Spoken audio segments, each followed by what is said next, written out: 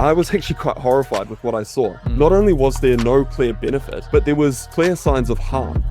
The system at the moment needs a reset. No vaccine is going to give 100% immunity. Today on the Austin and Matt podcast, we are interviewing Dr. Brad Stanfield. Dr. Brad has his own YouTube channel that I've been following for many years. I think it was sub 10,000 subscribers, and now he's in the hundreds and hundreds of thousands of subscribers. And I think the reason that he's grown so meteorically in this medical longevity health biohacking space is that he really remains true to studies. We really appreciate a good hot take here on the Austin and Matt podcast. And it was amazing how many times we tried to ask Brad for a hot take and he would go, well, there's these studies that say this, so that's probably what I'd follow. And that's the reason I like to follow guys like that, is because he really tries to maintain his integrity. He's an MD. He's a practicing MD in New Zealand. He has his own clinic. He sees patients weekly. And I've really respected him because I've seen him change his mind multiple times, which to me is a sign of intelligence. It's a sign of wisdom to not be so caught up in maybe whatever conclusion you think you have that you're unwilling to hear something else and unwilling to even maybe change your mind.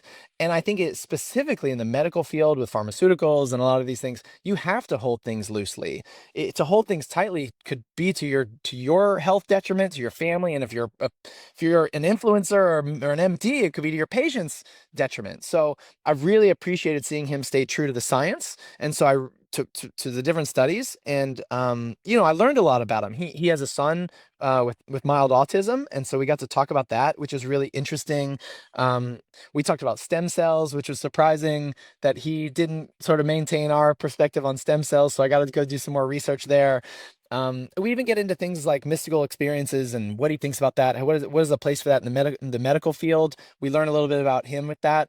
And then, one of the things he became most notable for is there's a researcher by the name of David Sinclair out of Harvard, and he wrote a book called Longevity, and I read it and loved it. And there's been some controversy around David Sinclair and his product NMN, which I've taken, Dr. Brad was taking, and now you can't take it anymore. And there was a moment actually in the last few years where I think David Sinclair came out and said some things, and then Dr. Brad went and read all of the studies that Dr. Sinclair quoted backing up his position and responded to him going, hey, that's not what those studies said, and that's not the conclusions of those studies. And what about this, this, and this? And the response was that he got blocked by David Sinclair. And so that really affected Brad. And, you think that everybody in the medical field is trying to you think their intentions, and all of a sudden you see there are many convoluted intentions, and he's even skittish to kind of mention his name. You'll see in the interview, and rightfully so. I think David Sinclair probably has a pretty good legal team at this point. So it was really fun to talk to him, and I think you're going to really, if you like the health, if you care about your health at all, care about maintaining your health, he's a load of information. We'll link to his podcast, his YouTube channel down below. And then also stay tuned at the end, because what he dialed in, because he's in New Zealand. When he hangs up, Austin and I kind of chat. We kind of say, hey, let's get some clips and some final thoughts. But actually I was listening to it and I was like, this is a good, you'll get to hear some of our thoughts when he hangs up. So if you like listening to us rant about what we just talked about, then at the end of the show, you can listen to us chat for like 20 minutes, because I think it sort of summarizes some of the ways we felt about it. But this is Dr. Brad Stanfield on the Austin and Matt podcast. Thank you so much for listening. If you can, subscribe, like, do all of those things. It's really helping us. We are seeing we're so small right now that every subscribe, every like, we are seeing the algorithm pop us. And so please, if you like us and you don't mind, I would really appreciate it. Anyways, on to the show. Thanks. Can you hear us? Yeah, I can. I just logged in early just to make sure the settings and everything are all good. Yeah. No worries. Yeah, I figured. It's all good. How you doing? Is it 9 a.m.? Yeah, good. You're just waking up? Yeah, 9 a.m. Yeah. Just clocking No, in. no. My day starts early. I normally get up at about 4 because I've got 2 kids at home and a third one on the way. So I get most of my stuff done in the morning before they get up. Shoot. Congrats on the third on the way. Yeah. Well, yeah. So due mid-February. So it's pretty manic here. Wow. All right. Yeah. Dang. Yeah, it's coming up. Yeah, that's it. But yeah, no, I appreciate all your support over the years. Pretty cool to hear that Yeah. you've been following me for about 4 years. That's yeah, Dude, it's wild. I can't believe it. It's funny because, like, time contracted a lot during COVID. It's like, I don't know, the days were years and the years were days, but yeah, I found you really early on, and I love, it was back in, well, yeah, I guess we'll talk more about that actually when we start or whenever. Yeah, I guess we've been kind of just rolling into starts basically. We're not like, "Oh, welcome and happy explain days. yourself." We just kind of Yeah, start yeah, yeah. talking. Well, that seems to Um, be the trend nowadays, isn't it? If you watch, do you ever watch Chris Williamson on the Modern Wisdom podcast? yeah, sure. Yeah.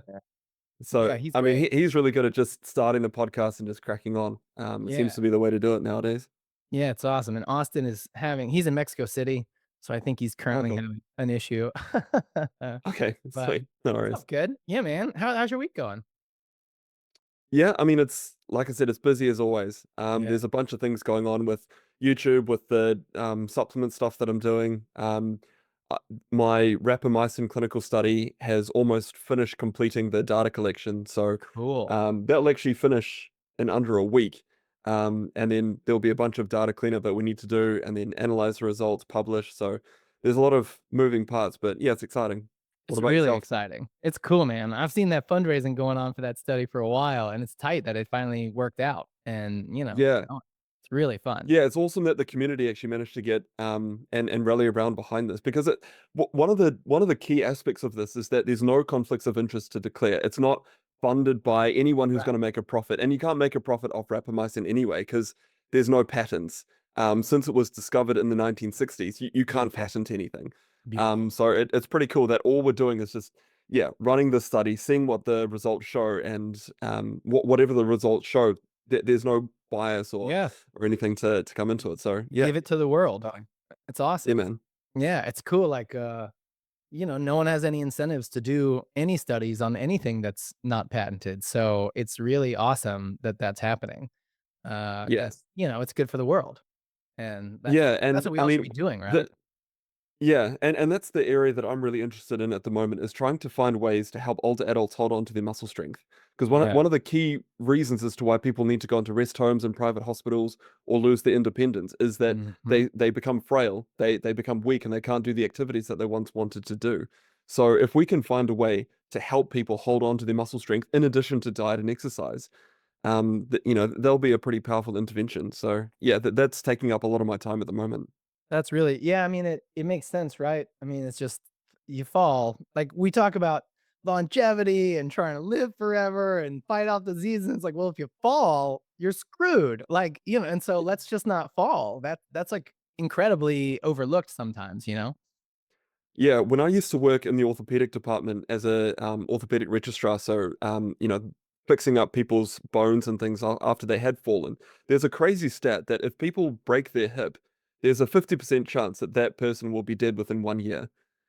So Holy. you know, yeah, it's wild. So it's such a Whoa. marker of frailty if you break if you're an older adult who breaks their hip, that's It's not a good sign. You're on So your way. obviously what we need to do is try and prevent that fall in the first place. And one of the key ways to do that comes back to muscle strength. Strength So training. Yeah, even just like I love seeing all the I get them on Instagram and stuff where some grandma goes from not being able to deadlift anything to now she's deadlifting 135 or whatever, but she's stronger and it's like, oh, it's cool, man. Like I think everyone's finally learning to just stay strong. Like let's get the muscle builder. Or not everyone, but the message is getting out and people are learning more and more to do that. yeah, So yeah, I mean, we don't need to wait for these studies to roll in. We know that having a high lean protein intake and resistance exercise, you can build muscle no matter what your age. So yeah, it's never too late to start. Equally, it's never too early to think about these things. Um, man. what Yep. where I get quite interested though is even when we do get even if we do exercise and have lots of protein in our diet, an 80-year-old person isn't going to build as much muscle compared to a 20-year-old person. And that's where I'm hoping molecules like rapamycin will be able to step in and help augment that diet and exercise for those older individuals so that they Yeah. can build up maybe not as much muscle but almost as much muscle. That's what I'm crossing my fingers that our data will show. Do you think it'll Yeah, do you think an older person can generate uh Yeah, I guess there's how much could they generate on their own? How much could they generate with rapamycin or like some supplemental help? And then is how much could a 20-year-old do it? And it feels like you think that the bump from rapamycin or something is worth it, or we're hoping that it's enough of a delta to actually say, yeah, I mean, it's cheap because no one owns it. It's like if it's $10, who cares, right? And if you're going to even get a couple percentage points improvement, then it's worth it, kind of thing. Yeah, that's what we hope to show. So, um, one of the things I just want to caveat here is that we don't have enough research in healthy individuals with rapamycin. So there's a lot of people who are taking rapamycin off label, and to be honest, I think that is quite risky because we don't know whether the benefits will outweigh the risks. And that's one of the key reasons why I'm doing this rapamycin clinical study is to try and answer some of these questions. So if we just back up a little bit, rapamycin works by blocking an enzyme called mTOR. Now, mTOR, when you activate it, you build muscle and you build proteins. So it sounds a bit bizarre that if by taking rapamycin and blocking, this muscle building enzyme, that we might be building more muscle. That sounds a bit counterintuitive. But what seems to happen is that when we get older, so from about the age of 50 to 60 onwards, our muscles seem to recognize that they're getting weaker and they overactivate mTOR in almost in an attempt to try and rebuild their Oh, strength. The trouble is, if you overactivate mTOR, then you're not allowing for another process to happen in your cells called autophagy. Autophagy is the cell clearance process. So what we think is happening is that as we get older, our muscle cells are holding on to all of these old damaged components and never flushing them away. So what we hope is that if we use rapamycin intermittently, we can block mTOR, we can allow this flushing away of the old damaged components to happen, and then when we're not taking rapamycin, we can rebuild new proteins and new muscle, and hopefully we can improve muscle performance that way. So that's the theory. Now, again, this is a theory yeah. that we're testing in our clinical studies. It's not proven, and I don't think that people should be taking rapamycin outside of these clinical studies. But that's the overall hypothesis that, again, that we really hope will work. So is it really countering senescence in a way? It's hoping to phase on and phase off to like attack senescence cells and kind of autophagy the That ill that's way and then jump back Yeah, on. so it's two separate processes, but that's one of the processes that rapamycin seems to help with. So autophagy is where the cell is clearing away its own um damaged components, whereas senescent cells are whole cells that aren't growing or dividing anymore. And it rapamycin seems to help flush away those old cells as well. So it's two separate processes. But again, we hope that by using rapamycin intermittently, we can both activate autophagy and get rid of some old senescent cells, and then we can rebuild, new components and new cells with exercise and diet. So Do you know how they again, I, measure I hope senescence? I hope it works, but yeah, How do we'll they have to how do you see. measure senescent cells? Like how do you measure how many senescent cells you have and then you do something and then you have less senescent cells? Or like how are we actually measuring that in a lab or something? So it's typically done by biopsies. There are blood markers that you can draw for senescent cells, uh, but then they're certainly not as accurate. And since if you're targeting muscles, the gold standard would be to take muscle biopsies, look at those Okay. biopsies under a microscope, and then you can measure the senescent cells. We're not doing that for my clinical study. Yeah. The main reason was cost. In a perfect world, would Sure. measure all of these things, but it is quite costly if you're taking muscle biopsies. The biggest thing that we're looking at is muscle performance measures. So the primary outcome for my study is the 30-second chair stand test, as in how many times can you stand up and sit back down in 30 seconds. So that's the primary endpoint. The other endpoints that we're measuring is the 6-minute walk test. So how far can you walk in 6 minutes, and also the hand grip strength. Mm. So yeah, so those are the three measures that we're using for muscle performance. We're measuring a bunch of other things in blood, but again, it would be great if we could do the muscle biopsies, but it's just quite expensive to do that. You know, one of the reasons that I actually continued to follow you throughout the years, is that I've seen you change your mind on things. And I remember like I did a fast with you in a group for like 5 days and we were doing different things. And then you come out and you'll go, oh, actually, this isn't as good as I thought. We're going to change. And, there's only a few YouTubers that I think that actually will change their minds when new data is presented. And I appreciate that you've been doing that. And That's I think that's why I've maintained, but I've seen you. I think I started following you 3 or 4 years ago, and you were between 10 and 20,000 subs, something around there, and you're over a quarter million subs now. Like, what did you ever think when you were starting this YouTube channel that it would be to where you are now? Is this, you know what, like, what was the original purpose for starting a YouTube channel, and did you ever think it could grow to where it is now? Yeah, I never thought it would get to this point. I started the channel when I was basically in between jobs. So I've already mentioned that I was an orthopedic registrar, but I realized that type of work and that lifestyle wasn't for me. So I left that job and I had another one lined up in the emergency department. I was going to be an emergency physician, and I had about 3 months before that new job started. And I'd say this is in late 2019, and I'd seen people doing YouTube talking about health and finance and everything. And I thought, well, there is such a need for good health information because a lot of what I was seeing was people that were extrapolating single cell research or mice research, and they weren't actually focusing on what we know from humans. And from the clinical guidelines. And that's one of the huge reasons why I wanted to start my channel was to create a resource so that people could reference it to actually say, okay, this is what we should be doing with our diet, with exercise, with supplements based on human research. Um, and I just started by, yeah, filming videos on my couch. Um, and I the remember that videos were couch. the videos were terrible, terrible quality now that I look back on them. And I've actually removed a lot of those videos because they were just, I thought they were Oh, just so really? bad. You Yeah, gotta yeah, leave 'em. yeah, They're a yeah. library, man. They're a library of where you came from. Yeah, yeah, but I'm just looking at the production quality and it's horrific. Long story short, though, I started the channel, and I think that's one of the biggest things that anyone watching this channel or watching this podcast should do is just if you've got an idea, just start. Yeah. There's so many roadblocks that people put in front of themselves, but you just have to start, and that's exactly what I did. And I had no idea that it would, yeah, grow to this point. What How did you edit and your the first video? Did you do it? Were you like, "I have yeah, to yeah. So download I did GarageBand all or the something?"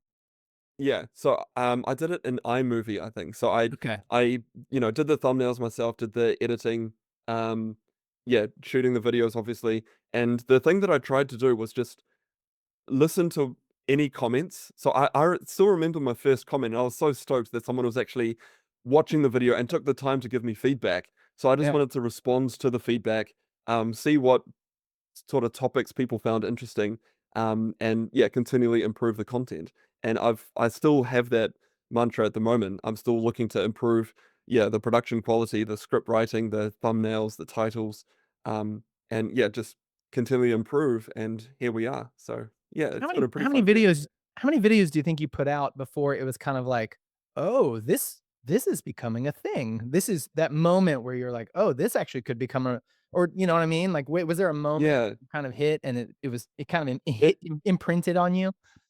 yeah, it took me about 4 months, I think, of producing two two to three videos a week to get my first 100 subscribers. And then once I hit 100 subscribers, it took maybe about 4 weeks to get to 1,000 subscribers. And once Oh, I reached wow. 1,000 subscribers, that's when I was thinking, okay, if I just continue to improve and continue listening to the community and yeah, really dialing in the content, maybe this can go somewhere. And so that's when I started to put even more effort into it, and yeah, it seemed to just go from there.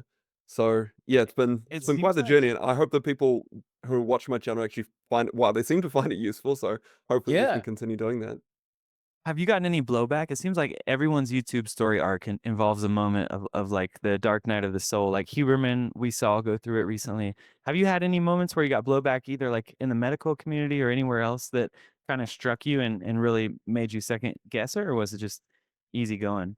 Yeah, yeah. No, there's been quite a few. There's been quite a few stories actually. So one of the biggest ones was when I first started my channel, and I wanted to talk about aging because I noticed some wrinkles forming around my eyes, and I was thinking, where are we with this aging thing? Is there anything that we can do to slow down this process or even reverse it? And I I wanted to be evidence based, so I looked at people who I thought were credible within the space, who were um, you know, producing their own data, were well published, and the people that I looked up to, and was basically parroting what they were saying, turned out to, well, I thought they turned out to be not as good as what I had thought. And once I started to realize that, I realized I needed to pivot my channel away from those types of people. And there was quite a lot of blowback when I was going through those processes. So just so that people know, I used to take resveratrol. Resveratrol was a much hyped supplement, because it was thought that in worms and flies and mice that it was reversing aging. And there were a couple of influencers who were well respected within the aging field that were also taking resveratrol. So I I used to take I think David resveratrol, and then Sinclair was pretty notable in that group, yeah, wasn't he? Okay. yeah, that's right, that's right. Yeah, So his book um, took the world by storm, I thought. Lifespan, I mean, I yeah, remember reading it, everybody I knew read it, and then Yeah. he goes on Rogan and, it seemed like a lot of momentum built behind Sinclair for a little while. For a little I while. think there's still a lot of yeah, I think there's Yeah. still a lot of excitement around what he's doing, and what he has done. I when I started to actually put my medical cap back on and look at the clinical studies in humans of resveratrol, that I was actually quite horrified with what I saw. Not Mm, only was there no clear benefit, but there was clear signs of harm. So we could see that resveratrol mhm. in, I think there's about 3 studies that looks at resveratrol in combination with exercise. And what we could see is that resveratrol was actually blunting the positive effects of exercise. So um, so both groups were exercising. The placebo group was actually that they were getting the full benefits of exercise, but the resveratrol group were only getting about half the improvements in their muscle performance, compared to the placebo group. So you're worsening your muscle performance. You're also lowering your testosterone levels as well by taking resveratrol. So and that's been replicated in multiple studies as well. So there are real harms of taking resveratrol, and there's no clear benefits in humans. And when you have a look at the mice research, there's no clear benefits there either. There were a couple of famous studies that were done. One of them is, so it's a program called the Interventions Testing Program. Now, what's special about this program is that, so it is in mice, but it runs the same experiment at the same time in 3 separate labs. So you can see whether the results are true and reproducible, because that's one of the key issues with mice research, or any research for that is this research reproducible? Yep. And when those experiments were done, there was no lifespan extension effect seen with resveratrol. Um, Yep. so so the mice research doesn't show any benefits. The human research doesn't show any benefits, but also we can see this harm. So that was an eye opener for me. And um, once I went through all of that research and presented that research on my channel and gave the reasons as to why I stopped taking resveratrol, there was a heck of a lot of blowback, because it was basically saying that this person that we're all meant to believe because of his credentials, Yep. and we should be following what he's doing and what he's saying, is essentially nonsense. And Yeah. so, yeah, there was a lot of people who thought that I was just, you know, trying to clickbait my way to fame by Sure. purposefully, yeah, saying that this wasn't ideal. Yeah, so that's just one example of, yeah, of blowbacks that I've received on my channel. Yeah, And you know what's so funny about resveratrol for me, because I'm not trained, I can read studies, but not like you. And so one of the things for me was just seeing that they were bought by a big pharma company for like 6 or 700 million dollars and then shut down. Like, and so, being a businessman, usually big pharma doesn't shut things down that they find profitable, especially, or things that are effective, especially products that maybe they acquired for hundreds of millions of dollars. And so every time I tried to dig into that, like just what was going on here, it just felt hand wavy. It was kind of like, oh, well, there's still, and it's like no one would actually say what it looked like, which was, it looked like they bought a false bill of goods and then they put it in their labs, tried it for a long time, and was like, this is a wash, let's move on. And that's what happened. But that was one thing that you pointed out. I remember your channel, I think, was the channel that I followed that broke the news for me, at least, around resveratrol and then questionably NMN and some of those things. It was wild because yeah, yeah. yeah. No, You're completely right. Big pharma, if they're putting down hundreds of millions of dollars to Well, buy some intellectual property, they're not going to let that go without a fight. that's right. Because it's a heck of an investment. And yeah, as soon as you start pointing that out, you point out the flaws in the original Sinclair research. Um, it's it's not nice to read. I felt, um, yeah, I felt quite hollow inside because again, it's someone that I thought was Yeah, legit and what was changing the world, and I thought there were going to be all of these breakthroughs from his lab and his research that were going to come to fruition in humans. So it was quite disappointing, I suppose, to realize that that wasn't the case. How But yeah, I mean, cautious any men isn't. Oh, sorry, go on. Well, how cautious does it make you? Because I imagine you get approached to sort of peddle a lot of products. I imagine people are coming to you all the time, like, please sell this or sell that.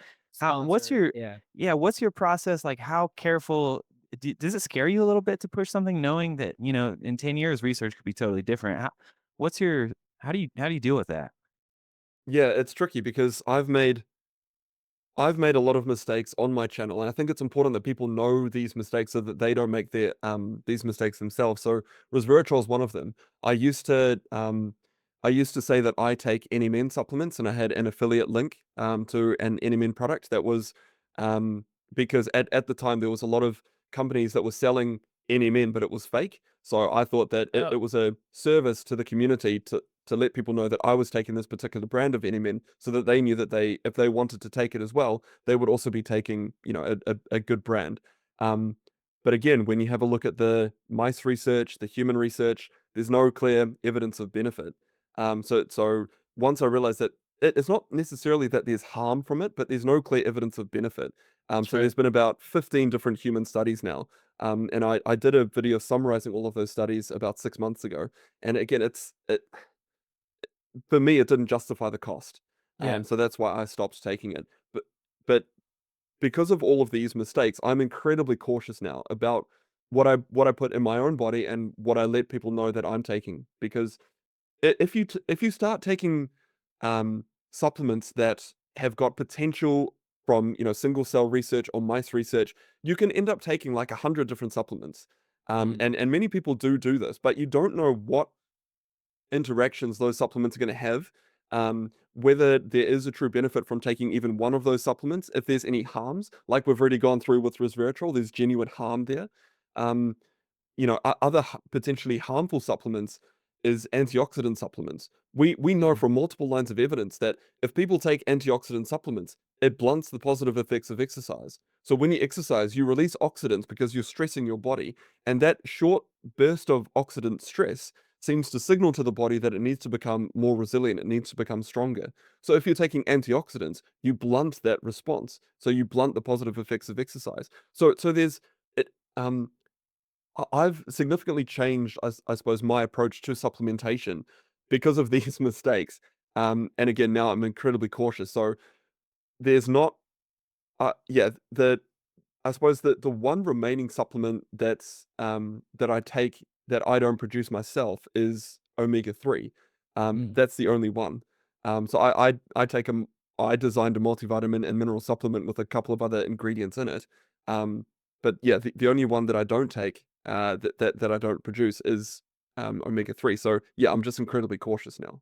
And have you I guess as a follow-up, because I know there's, Charles Brenner, I think, NR, he does NR, and there was a huge, NR versus NMN, and Charles was really, slapping Sinclair around with some of his research and everything. What's been the fallout from NR? Like, is that because he was really, I mean, obviously he's like the CEO and or at least the chief scientist of the company. So what's NR doing these days? So in the human clinical studies, there's some research to suggest that NR reduces markers of inflammation, um, which is, potentially great. But again, if you if you combine that with exercise, what's that going to do? Because again, you inflame your body when you exercise. Yep, So by taking a potentially anti-inflammatory supplement, are you blunting the positive effects of exercise? sure. We don't know. So one of the things I think that's important is that people look at functional outcomes with studies. So, you know, say with creatine, we know from multiple clinical studies that creatine improves muscle performance.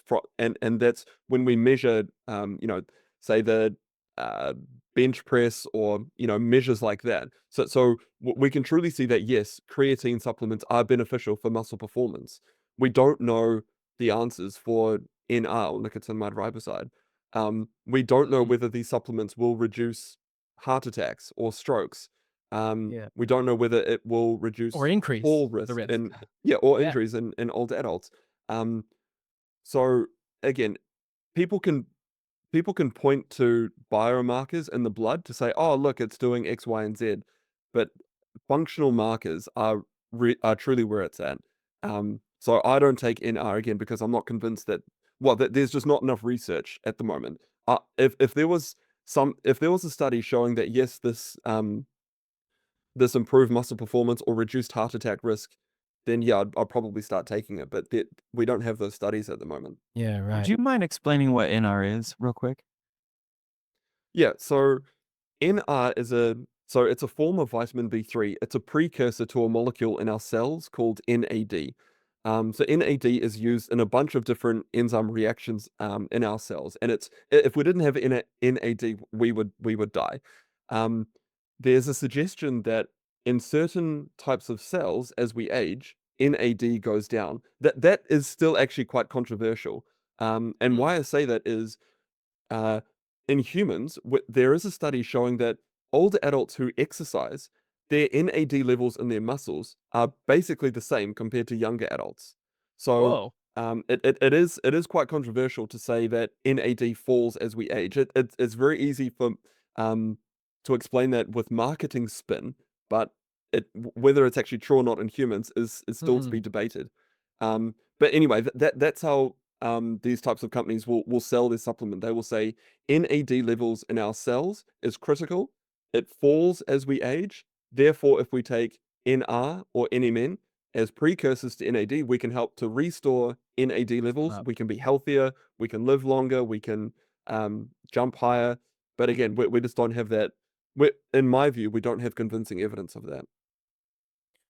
What do you think around? I know you because I think your channel. I remember it started out kind of longevity, and then I remember you rolled out I think you. I remember you rolled out a video or told the Discord or something that it was expanding because of everything learning about longevity. That a lot of the stuff isn't panning out, but let's focus on health in general, and that will help everybody live longer. What do you think about kind of Brian Johnson and he's spending all this money to try and live forever? And I appreciate it from a viewer standpoint because he's willing to spend a bunch of money to be an N of one experiment to try a bunch of things on himself. But when you see the holistic view of scientific research today, do you think we are really knocking on the door of of immortality? And not that we're there, but maybe in 20 years with ML and these kinds of things and machine learning and AI, we're getting there, or do you think it's mostly hype? I've I've yet to see something that would radically extend maximum lifespan in humans. Um, there, we do have we are quite excited about rapamycin because of what we see in mice and flies and worms, but we need to translate that into human research. So we don't know. Mhm. But in mice, that extends both male and female lifespan by about 20% or just over 20%. So possibly through using intermittent rapamycin, maybe there's something there. Um, but again, we're very early on the research journey with that. Yeah. Um, a lot of people are excited about epigenetic reprogramming. Now I'm not a chemist, so I'm a clinician, so I don't know um, how much of that should be believed or how much of it is hype.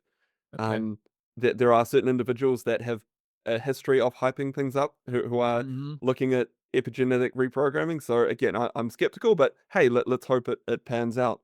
In terms of what Brian Johnson is doing, I've not kept up so much with what he's doing, to be honest, Okay. because I just don't find it that interesting. Um, so in N of one experiments, if something works for one person, that doesn't mean that it's going to work for another person. Sure. And it's the same if something doesn't work. Say if Brian took a supplement or a medication and for whatever reason it doesn't work for him, it Mm. may work for someone else. So in medicine, we've got a thing called the evidence pyramid, and that's how we try and grade levels of or different types of evidence. And right at the bottom is case reports or N of one experiments. So it's not particularly reliable. So obviously, Brian is free to do whatever he wants to do with his health and spend Yeah, his money go for it. in however way he wants to do it. But if I could offer a critique, I think I think he would do a lot more benefit for the world if he funded clinical studies of rapamycin or other molecules that are quite interesting, because that's Mm. where if we run it in a clinical study and we compare it to a placebo and we're looking at functional outcomes, we'll be able to see, whether some of these molecules that have come from the interventions testing program, whether people should be using it or how we should be using it. Mm. Um, like there was I think about a month ago, Brian came out and said that he had stopped taking rapamycin, and people were up in arms on Twitter about this, and asking me because they know that I'm doing a rapamycin study, and I don't really know how to respond to that. Again, he's taking a bunch of other things that could be interacting with rapamycin. Just because it doesn't work for him doesn't mean it's going to work for other people. Mm. What do you do with that N of one experiment result? So, Yeah. yeah, I people ask me about Brian, but I just don't know how to respond to it, to be honest. It's hard to draw conclusions out of him because of the way he's Yeah, doing things. It's hard to say it's good or yeah. bad. It's just interesting, I guess. Are there any I, YouTubers I or influencers that you really lean on? Like, I don't know if you listen to like Huberman or is there anyone that you listen to like help you stay up to date? there's one channel, well, two channels actually that I often look at. One of them is called Nutrition Made Simple, by a guy called Gil. He's also a physician. He's a wonderful resource. Hmm. Another resource that I often look at is Physionic. Um, so his actual name is Nick. Those two channels are really, really good. They're evidence based. They don't hype things up. And every now and again we do podcasts together.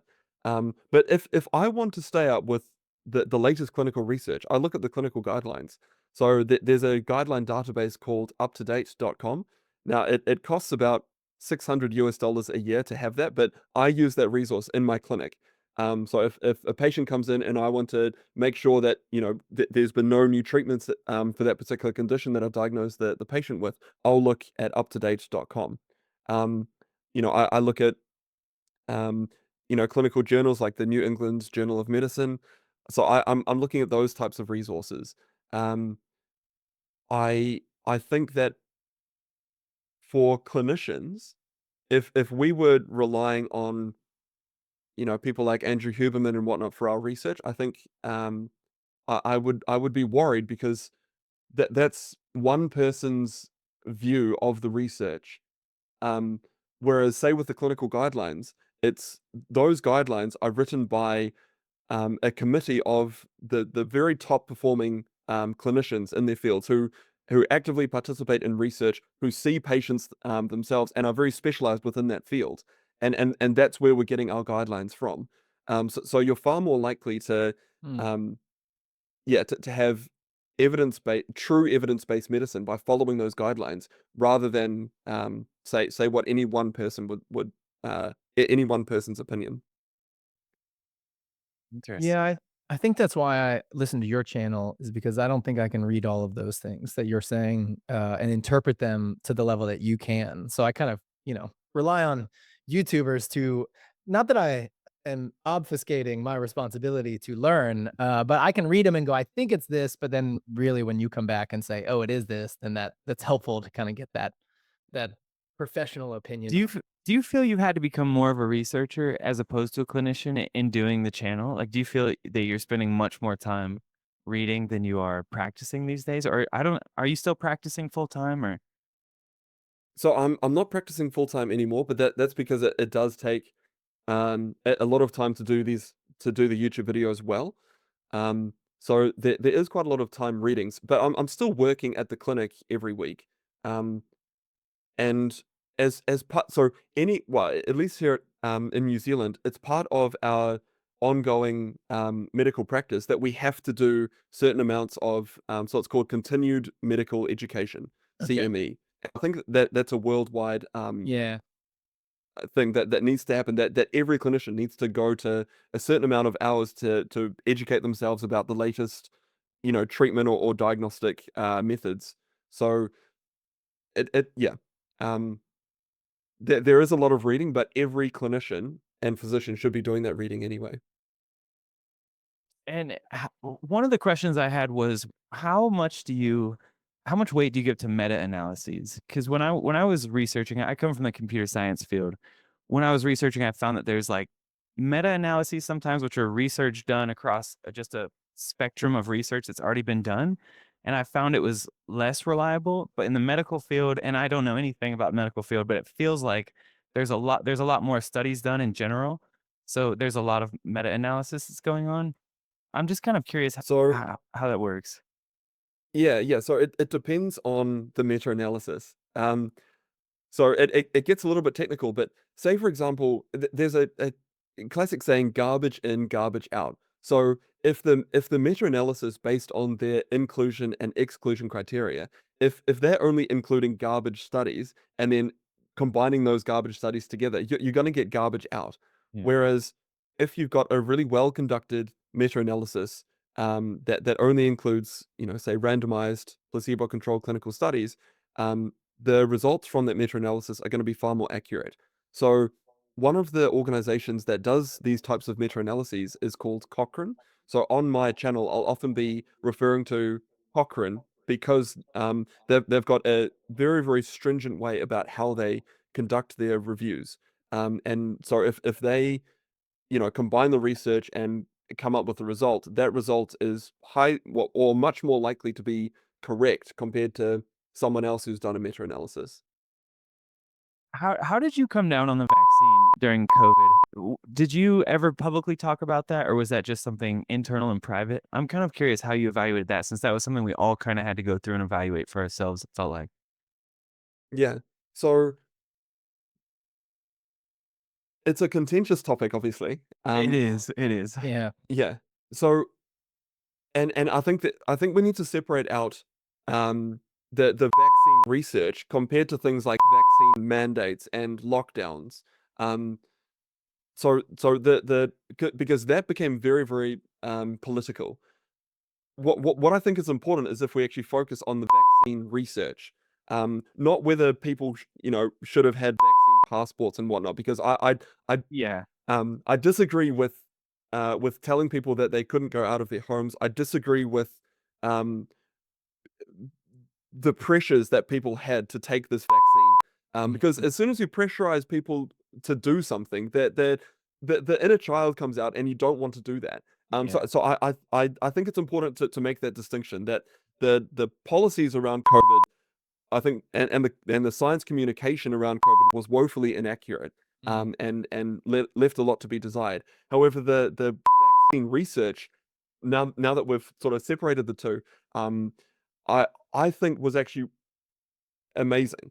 So if we have a look at say the mRNA vaccines, this technology had been in development for, I think, the past 2 decades, and it went through all of the safety studies that it needed to have gone through, and it was approved by the FDA through all of the correct channels, and even now to this day, we still use the mRNA vaccines. And I've had the vaccine, I've had multiple booster shots, um, but again, just because I've taken the vaccine doesn't mean that other people should as well. It's their own health decision, and I think that's where people, yeah, I think that's where the scientific community really let the public down. Is th- no vaccine, for example, no vaccine is going to give 100% immunity. So when people were saying, get the vaccine, you're not going to get COVID, that's obviously incorrect. Um, and if people say, get the vaccine, there's no side effects, that's obviously incorrect.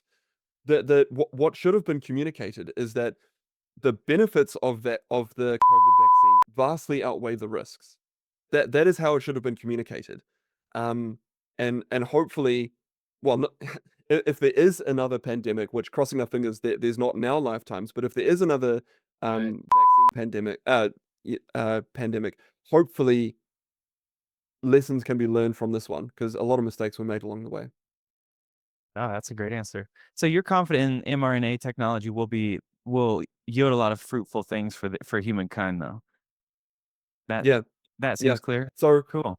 I think if you try and strip away the emotion from it, and again, if you separate the discussion from vaccine mandates, the Sure. terrible communication around the vaccines, and you just look at the research, and this technology, it is very exciting. Um, yeah. What do you think about RFK then? He's coming in and I listened to him on Rogan because Rogan had him on like like a year and a half ago, a long time ago, and he has all these stories from the 80s and 90s where he's just fighting big pharma, and you don't know whether to believe him or not. It sounds convincing, but he's pretty, because it's not the he's like, I think he's saying it's not the vaccine, it's not the dead virus, it's all the adjuvants that they put into it to give you an immune spike. That is the problem with a lot of these vaccines. But I guess I was just wondering if you have an opinion on RFK, because I know he's a pretty polarizing figure, and kind of what you, again, not politically, like, but just from his science and his approach there. What do you think about him? So I think it's great that say with the Make America Healthy Again, I think it's wonderful that he's brought attention to health. Um, I think we do need to fix our food environment. We do need to, take away the added sugar and the salt and all of the colorants and, all of the so our food environment is filled with hyper palatable, as in very tasty, calorie dense Mm, foods. And so it's no wonder that we've got this obesity epidemic. yep.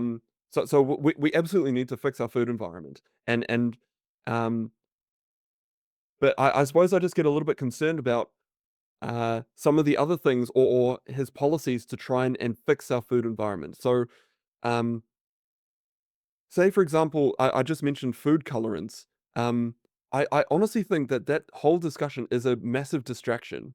We need to be removing, the high fructose syrups from our foods. We need to be removing sugar. We need to be removing salt. We need to replace it with, whole foods, high fiber, fresh foods. Um, and I think focusing on food colorants is distracting away from the things that actually matter for our health. Um, I think when it comes to vaccines, say with the MMR, so measles, mumps, rubella vaccine, that's a wonderful vaccine that unfortunately, because of a now retracted article that was published in the Lancet, and this is, I think, early 2000s or I think it was early 2000s, that made a very weak link with autism. Um, Now, that study has been thoroughly debunked. Other studies have been done conclusively showing that there is no link between vaccines and autism. Yet, this is one of the things that RFK Jr. Um, will talk about and fearmonger about. Um, Mm. that's where I suppose I have an issue with what he's saying. So, some good, some bad with him. Yeah. What do you think about the autism? I'd call it an epidemic, because I think that one of the things that's, I don't know whether he's right or wrong, but I feel like he's been the only person I've ever heard that's even just addressing it. Like, it's kind of like we have these meteoric, at least in the US, and I think it's, a lot of places too. We have these meteoric rises of autism coming up, and it could be cell phone towers, or it could be anything, right? We don't know, but I really haven't even heard a conversation around trying to figure out where it comes from. And so he just seems to be like a guy who's just saying that's the answer. And I recognize that it might not be the answer, but no one else is like, no, it's not, it's this, or no, it's not, it's this. Everyone's just kind of like, you don't know what you're talking about. You know what I mean? Like, it feels like, why, how do we figure out where this is coming from if that's not it, you know? So I think it's twofold. The main reason as to why we see this autism spike is because we've massively changed how we diagnose autism and the types of symptoms that are included within that autism umbrella. Okay. Um, so yeah, It's primarily a change in the diagnostic In criteria that's definition. now including a lot more people under the umbrella of autism. Oh, okay. So since we've expanded that diagnostic umbrella, it's obviously going to pick up way more people. Got it. Um, it's also now more recognized. So, say for example, I've got my 4-year-old son is diagnosed with autism, and the reason why he was diagnosed with autism was because we knew to look out for it. So some of the things that he was doing was that incredibly he was incredibly unsettled. He he would do this thing where he would stand in one place, but he would spin around like a spinning top. And that's a classic sign of autism. He wasn't speaking, he wasn't making eye contact. So there were a bunch of reasons as to why he was diagnosed with autism. But now that he had that diagnosis, we were able to put in early intervention. So he's been seeing a speech language therapist, he's been seeing an occupational therapist. And because of these different strategies to help him, he's now making great eye contact. He's speaking, he's forming sentences, he's far more his threshold in terms of his behavior is much better. Um, but because we knew what to look out for, he was included in that diagnostic field. And I'd go as far to say now it's a very mild version of autism, but he's still got that diagnosis.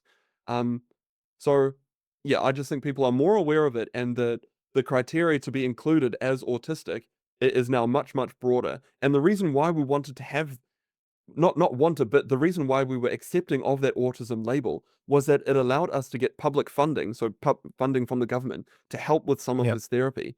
So it's not that it's not that we see the autism label as a burden. It actually helps us to get funding to help our son. So um yeah, that would be Yep. my overall answer to that. Does Asperger's get a similar level of help and Have funding? you have It's all included now within the It's all autism included. spectrum diagnosis. Yeah. So Oh, so that's cool. that's the thing. You see this meteoric rise of Yeah. autism, but it's simply because the diagnostic criteria has massively changed to basically include Asperger's and a bunch of other things that didn't used to be included under autism. Interesting.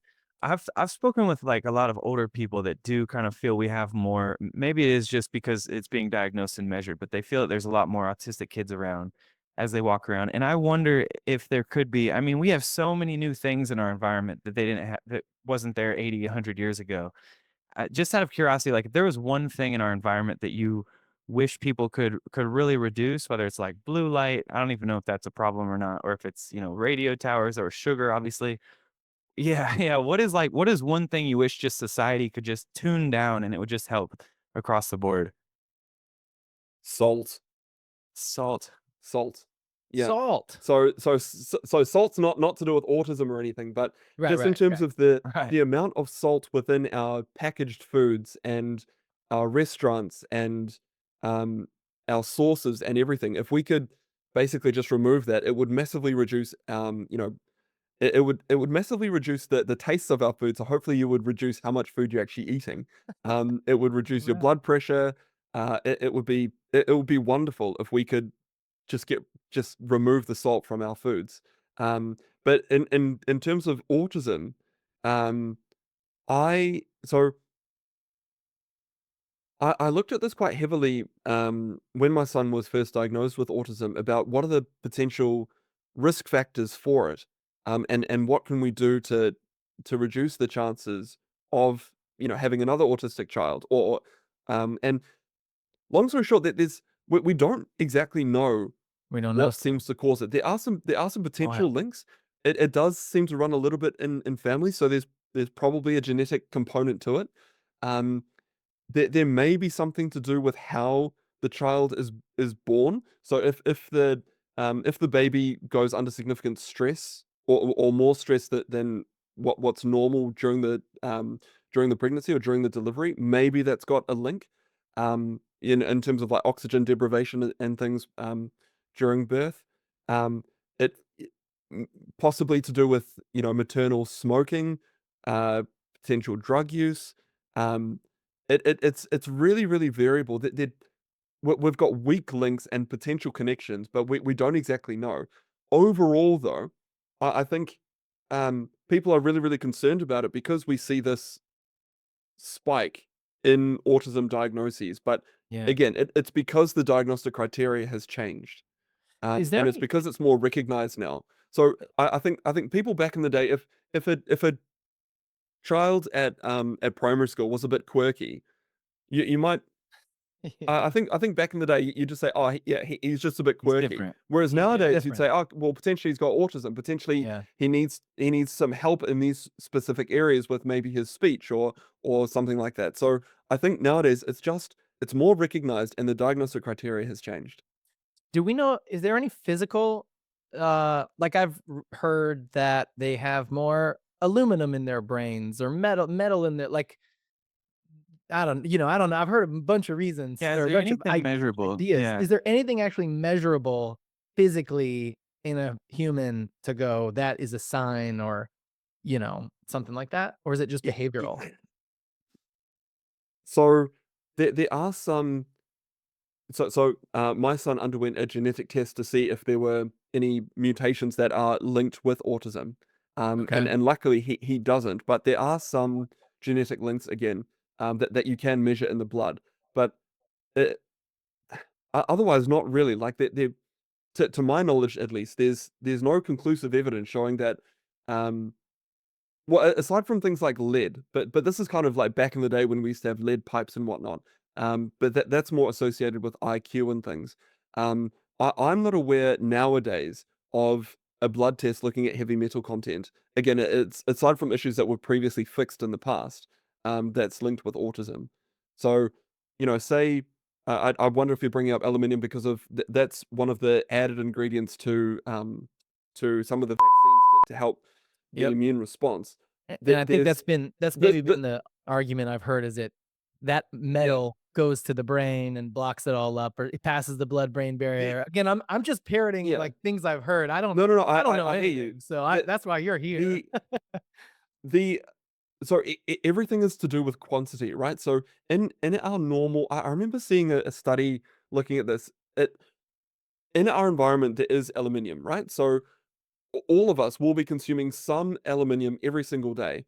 And the amount of aluminium in a vaccine to try and boost the immune response to that vaccine, it was like 1/100th of the amount that you're exposed to in a regular Okay. day. So, Yep.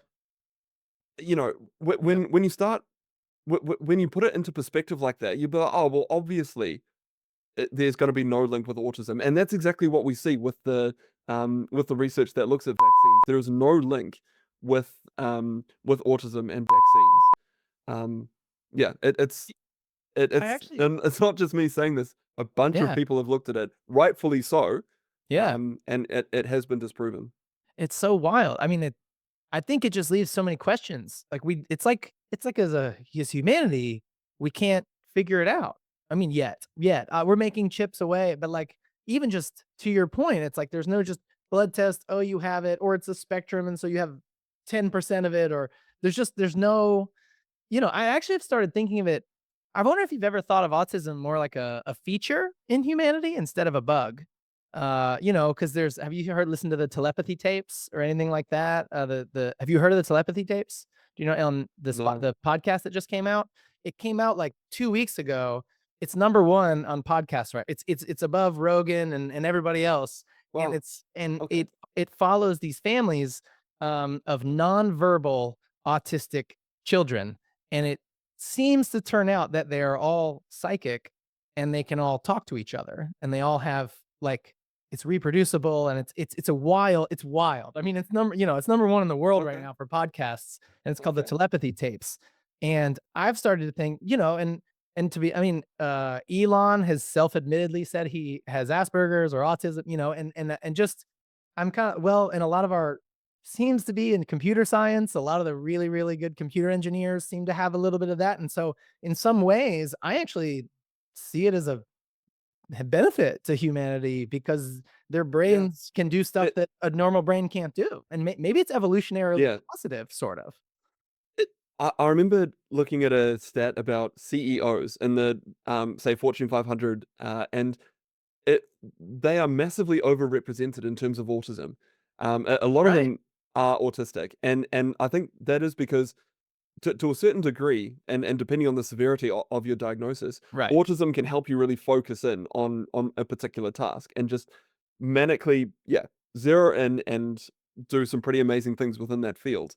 Um, and I think, yeah, you've already mentioned Elon. I think he's one of those people that can just dial into a particular problem, become all consumed with it, solve that problem, in a way And that, you know, and other move people on. haven't before, and move Yeah. on to the next one. Yeah. So yeah, I agree that it this is the thing.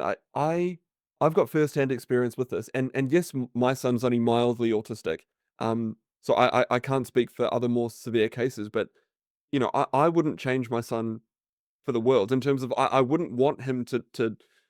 I need to be careful how I say this, but I wouldn't if I could wave a magic wand and take his autism or autistic features away, I wouldn't, because that would remove a lot of his personality, and potentially what the uniqueness that he'd be able to bring to the world. So yeah. Yeah. Yeah, in the future, 100%. we might be asking how we can make our kids autistic rather than how to Yeah, avoid it, yeah, honestly. yeah. Well, because Yeah. we don't know what we need to be like to exist alongside AI. We've never done it before, so, and it's coming. Actually, I was curious, what is AI looking like for you? Like, how is AI interacting with your life, and where do you see it making differences in the near future for you?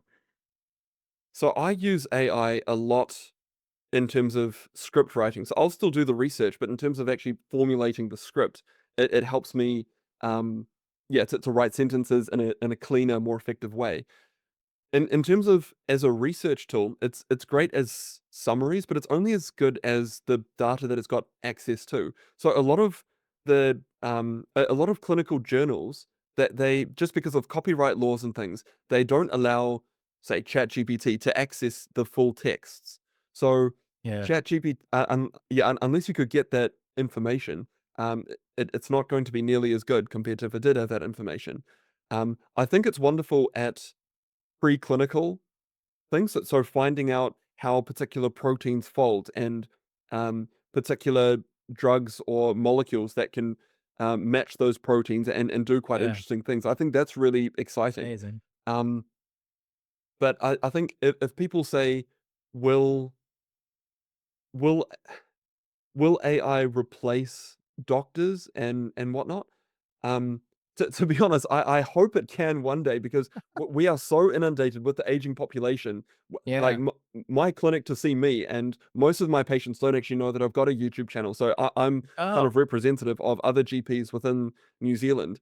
The wait list to see me is about 2 or 3 months, and it's only getting worse because of the aging population with the complexity. So if AI can help treat and diagnose um, potentially less complex patients, or help us treat complex patients in a more effective way, that's wonderful. But I don't think that it will fully um, replace doctors. I think it will augment what we do and become more effective. Yeah, but I don't think it'll replace us. I want to ask you kind of a strange question. Matt and I go back and forth on this a lot because he's got kids, and we talk about like, when do you introduce technology to kids? I imagine you see a lot of kids, you have kids. What's your plan? And I know we're all just like grasping at straws because this is What's your new. screen plan for today? Yeah, what's your screen plan? Yeah, yeah, yeah. It's a tricky one, isn't it? There are multiple observational studies showing that the more screen time a child has, the worse they seem to do in a lot of different areas in terms of socializing, Yeah. their general behavior, their schooling. But those studies can often be um, biased. So say for example, and this might be a sweeping generalization. If you're if a child is watching, say, 4 hours of TV compared to a child who's watching half an hour of TV, maybe the child with 4 hours of TV, their parents are super busy, and they're not as engaged because they need to work longer hours to pay the bills and whatnot. Whereas um the child that grows up only having 30 minutes of TV. Maybe their parents are more around because they're either wealthier or they've got more grandparent Right. support or there's more social connections there. And it's just a healthier environment for that child to grow up in. So is it the TV time, or is Yeah. the TV time more of a reflection on what's actually going on in the household? And I from my understanding, we haven't quite teased apart what's going on there. I think um so with my kids, we will have about 30 to 45 minutes of TV time in the evening after dinner.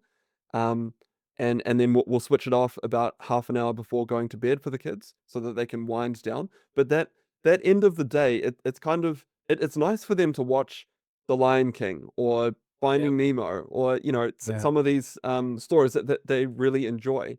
Um, and I struggle to see how that would be a bad thing for them to watch 30 to 40 minutes of TV with us after they've had a really active day socializing, and I just struggle to see how that's a bad thing. But Yeah. hey, maybe the research will come out one day and say categorically that it is bad. But Yeah. yeah, I have 3 kids, and so they're 8, 6, and 4. And one of the things I started doing was I just started well, I've determined there's a quality to TV, and so I've codified it as like there's just junk food where if you go on a YouTube rabbit hole and it's just shorts and it's bright colors, everything, loud noises, they're just getting stimulated through something, and I'm like that's a bunch of junk food. Or you can give them like a movie that's real life, like humans, not CGI, and all of a sudden it's a slower moving plot, it goes along and they can kind of dive in and follow along a story. I think the quality of the TV can be different. And actually, even there was a moment when I was gonna make a small thing, kind of like Netflix explained, or like a little 10-minute thing, and I started contacting a bunch of agencies who have made Netflix shows. And I talked to this one guy and he said, what's interesting, he's been in like kids entertainment, kids, shows for a long time. And he said, if you remember in the 90s, well, it started with an episode and then it got broken into 2 episodes, or like you'd have a 12 minutes and 12 minutes with a break. And he said the trend now is to break it into 3 episodes because now you have 7 minutes break, and it's just closing that dopamine loop. It's kind of like problem resolution done, problem resolution done. And to me, that was the sign of, oh, that actually would probably hurt my kids, is if once you're watching 3 and 30 minutes instead of one episode, one storyline in 30 minutes, seems to have a qualitatively, I feel like I can even tell with my kids when they get off where they watched a whole movie, it seems way better. They're added to everything's better versus just, you know what I mean? Of like all the bright lights and things. yeah, Yeah. yeah, I agree. And it will be interesting to see what the research shows. Um, I think one of the things that we also need to be mindful of is social media and what age kids should be starting to have access to social media. And at this stage, I would not want my kids below the age of say 16 to be No on social way. media. Absolutely no way. Yeah. Like I've got a son, then I've got a 2-year-old daughter, and then another daughter on the way.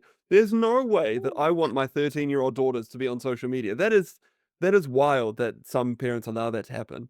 And I Yeah. think, yeah, I think the research is pretty clear on this now as well, that having social media before a certain age is not healthy. Didn't Australia just ban it for 16-year-olds or below 16? Didn't or yeah. Yeah, I'm conflicted about the same. So, Yeah. um, I just while I think it's fine for recommendations to be made, and this kind of harks back to what we were talking about with COVID, I don't think that it should be the government's responsibility Yeah. to tell parents Right. how to parent. So, sure, you can come up with a policy to say to parents, look, we highly advise that, um, yeah, that your kids don't go on social media before this age because of X, Y, and Z. But then it's up to the parents to actually figure out how they want to parent their kid. Yeah. I think, yeah, but Yeah. It's tough because I, I kind of believe in that freedom of choice. I don't know whether to throw social media in the bucket of kind of that, or is it in the bucket of smoking? Like, Yeah. if you watch TV for 5 Cigarettes. years and it blasts your brain, and we know that, then is it like tobacco and nicotine or alcohol? And is it that detrimental? Like if it maybe is, then maybe it should be regulated. But I'm more along the lines of what you're saying is, kind of live and let everybody make the decisions. But maybe there is some sort of like something, if you can prove it's as bad as tobacco, whatever that means, then maybe it should be till 18 or 16 or something, right? Like, Who knows? Yeah, but it's also then how do you enforce it? And Yeah, totally. like, are you yeah, I mean, are you gonna fine parents if you find out that their kid is on social Right. media? Are you gonna Who's at take that fault? child away from the like, what do you do? So I don't know. Mm. I think Enforcement is I think tough. say for tobacco yeah, exactly. Like, I think for tobacco, it's relatively easy because you to buy it, you have to show ID. Yeah. Fair enough. But yeah, I just don't know how you would enforce these things. Nor should I think they should be enforced. I think Yeah. yeah, parents should figure out how they want to parent their child. Well, and it's Yeah. getting more complicated, the parenting and the government-parent relationship with, like, transition surgeries right now. I think that's a very Yeah. tough one to have a look at. Have you has that, like, is that as big of a deal in New Zealand as it seems to be in mainstream media in the United States right now? Yeah, I've had a couple of patients at the clinic. The policy here in New Zealand is that if a young person is undergoing identity changes with their gender, basically we just refer them on to the specialist services that um yeah, so that they can get the help that they need. But I my view on it is I don't think any, puberty blockers or surgeries or anything permanent should be done until Yeah. that person is 18 years or older. I I think I think couldn't the agree more, mind man. undergoes way Yeah. too many changes to be making those yeah. Because if you do like you're sterilizing kids, I just don't see how that's I just can't get on board with that. I mean, Yeah. I know everybody says this, but, like, if you can't get a tattoo, how are you gonna change your body's Yeah, function forever? And that's not in a similar exactly. And category of it's permanent changes as well. So yeah, it's wild to me that this has happened, and I think it will be a medical scandal to look back on. Medicine's made a lot of mistakes along the way, and while we learn from our mistakes, this is a big one, and I think it should have never happened. Yeah, because there's some of the most visceral mistakes. When it's Yeah. in medicine, Yeah, we read back in history and we're like, "Wow, they were like Stone Age people," but really, we could be doing the same yeah, thing for sure. yeah. Yeah. They were doing Well, it's lobotomies a like long back in the time ago, And you're like, right? Yeah, we and should one be of them, yeah. yeah, like bloodletting. So when You're people right. had pneumonia, Totally. I think that this was even in like the 1940s or 50s. I think it was that late that if someone had, an infected lung, you would take out some blood. You would literally bleed the wild. And this was in textbooks until shockingly recently. Yeah. Yeah. Yeah, I don't know how these decisions get made. It's how much of this has to be since since you've practiced, how much how much autonomy do you have as a clinician to kind of do what you want? Yeah, and has it And changed? and how Yeah. much has it been kind of mandates, So you have to do this, have to do that, or yeah, what's been your experience being in the field with it? so medicine, I think, I think one of the strengths of clinical medicine is that we are, I think, open to our mistakes. Like for example, um, one of the mistakes that medicine made in terms of diet was the fat-free craze. So while Right. saturated fat is not great for us, unsaturated fat is wonderful. And we've got there was a study recently showing that a Mediterranean style diet that's got unsaturated fats like extra virgin olive oil and whatnot, and it compared it to a low fat diet. The Mediterranean style diet had lower rates of heart disease compared to the low fat diet. Um, and so that's one mistake that medicine pushed was the fat free craze. And as a resulting mistake of that, early versions of margarine. So you're trying to replace butter with margarine because apparently Right. it was healthier. Early versions of margarine was made using a process called hydrogenation, and Yeah. that was filling margarine with trans fats. Now, trans fats is even worse than saturated fat. So what was happening is that people were switching butter to a worse version of margarine, and actually causing more heart attacks. Yeah. So it is these mistakes that medicine has made, but yes, we do learn from. And I think we try and publicly say we have mucked up. This is what we've learned from it, and this is our path forward.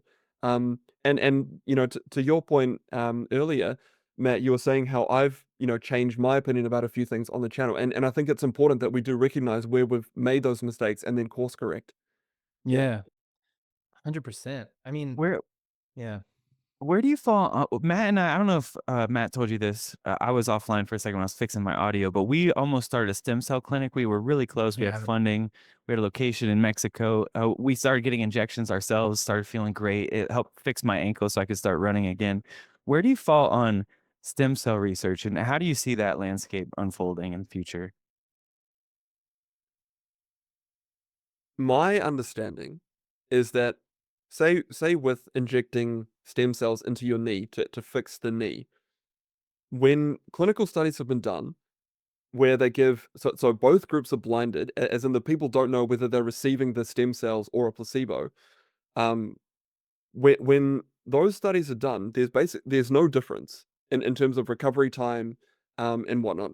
So I'm not convinced Whoa. at its current state, and this may change in the future. Sure. I'm not convinced that there's evidence that um the stem cell technology is ready for prime time. If it was, Mm. then I'd be using it in my clinic. That and there'd be many clinics in the USA and New Zealand and Australia that would be doing these.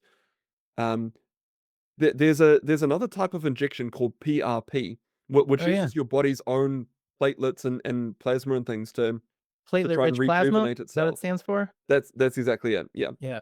And again, it was the same thing where multiple placebo-controlled studies have been done looking at, say, knee arthritis or knee pain, hip pain, you name it, where they do these studies and there's no difference between the placebo and the Mm. PRP injection. So that's why PRP is not recommended in clinical medicine. So um, I think one of the criticisms of clinical medicine is that it moves slowly, but it moves slowly because you only want to roll changes out if there's good evidence behind it. And that's the approach that I take with my own health and with what I'm, say the supplements that I put into my own body. Um, so I think it's both a feature and a bug that yes, clinical medicine is slow to move, but when it does recommend something, it's recommending something because there's strong evidence behind it. Do you agree with the statement then? I mean, because you're in medical, and I think some, MDs, you can go on either side of this, but I think a lot of people critique the medical world as sort of not trying to heal anybody, just trying to like, they're not addressing, if you heal Like people, you lose a people customer, sick almost. those kinds of Yeah. things. And I don't think you're that kind of person. But do you think that do you find that's like, when you look at the system systemically, do you think that it's healing people, it's doing that, or is it a little bit of like, what's your opinion on that sort of opinion of, oh, the medical establishment's just there to squeeze money out of everybody and not really fix you up? Yeah, so there's multiple things to say about this. Um, the first point that I'd make is that we are so overwhelmed in terms of our waiting list and seeing Totally. patients. We do not want to do anything to drive demand up because again, There's enough. my wait lists to see me as a GP is wild. I've got no, yeah. So I don't want to do anything to drive demand up. If anything, I want to try and drive demand down for our Sure. services because yeah, we're just not seeing patients enough. However, the system itself is broken. And what I mean by that is so much of the funding goes towards the ambulance at the bottom of the cliff, not at the top where we should be focusing on diet, exercise, preventing heart attacks and strokes rather than treating heart attacks and strokes. So, um, yeah, so two things can be true at once. Okay. We are not, as clinicians, we do not want to do anything to drive demand up because demand is just ridiculous for our services. Equally, the system at the moment needs a reset because Yeah. it's not focusing on prevention. It feels like I see that, like at least in the US. I mean, it's like everybody's boots on the ground, like teachers. Everybody I know that's a teacher, they love teaching. They're in it for the kids. They want to educate the world. They want to, and it's the kind of people you want teaching your kids.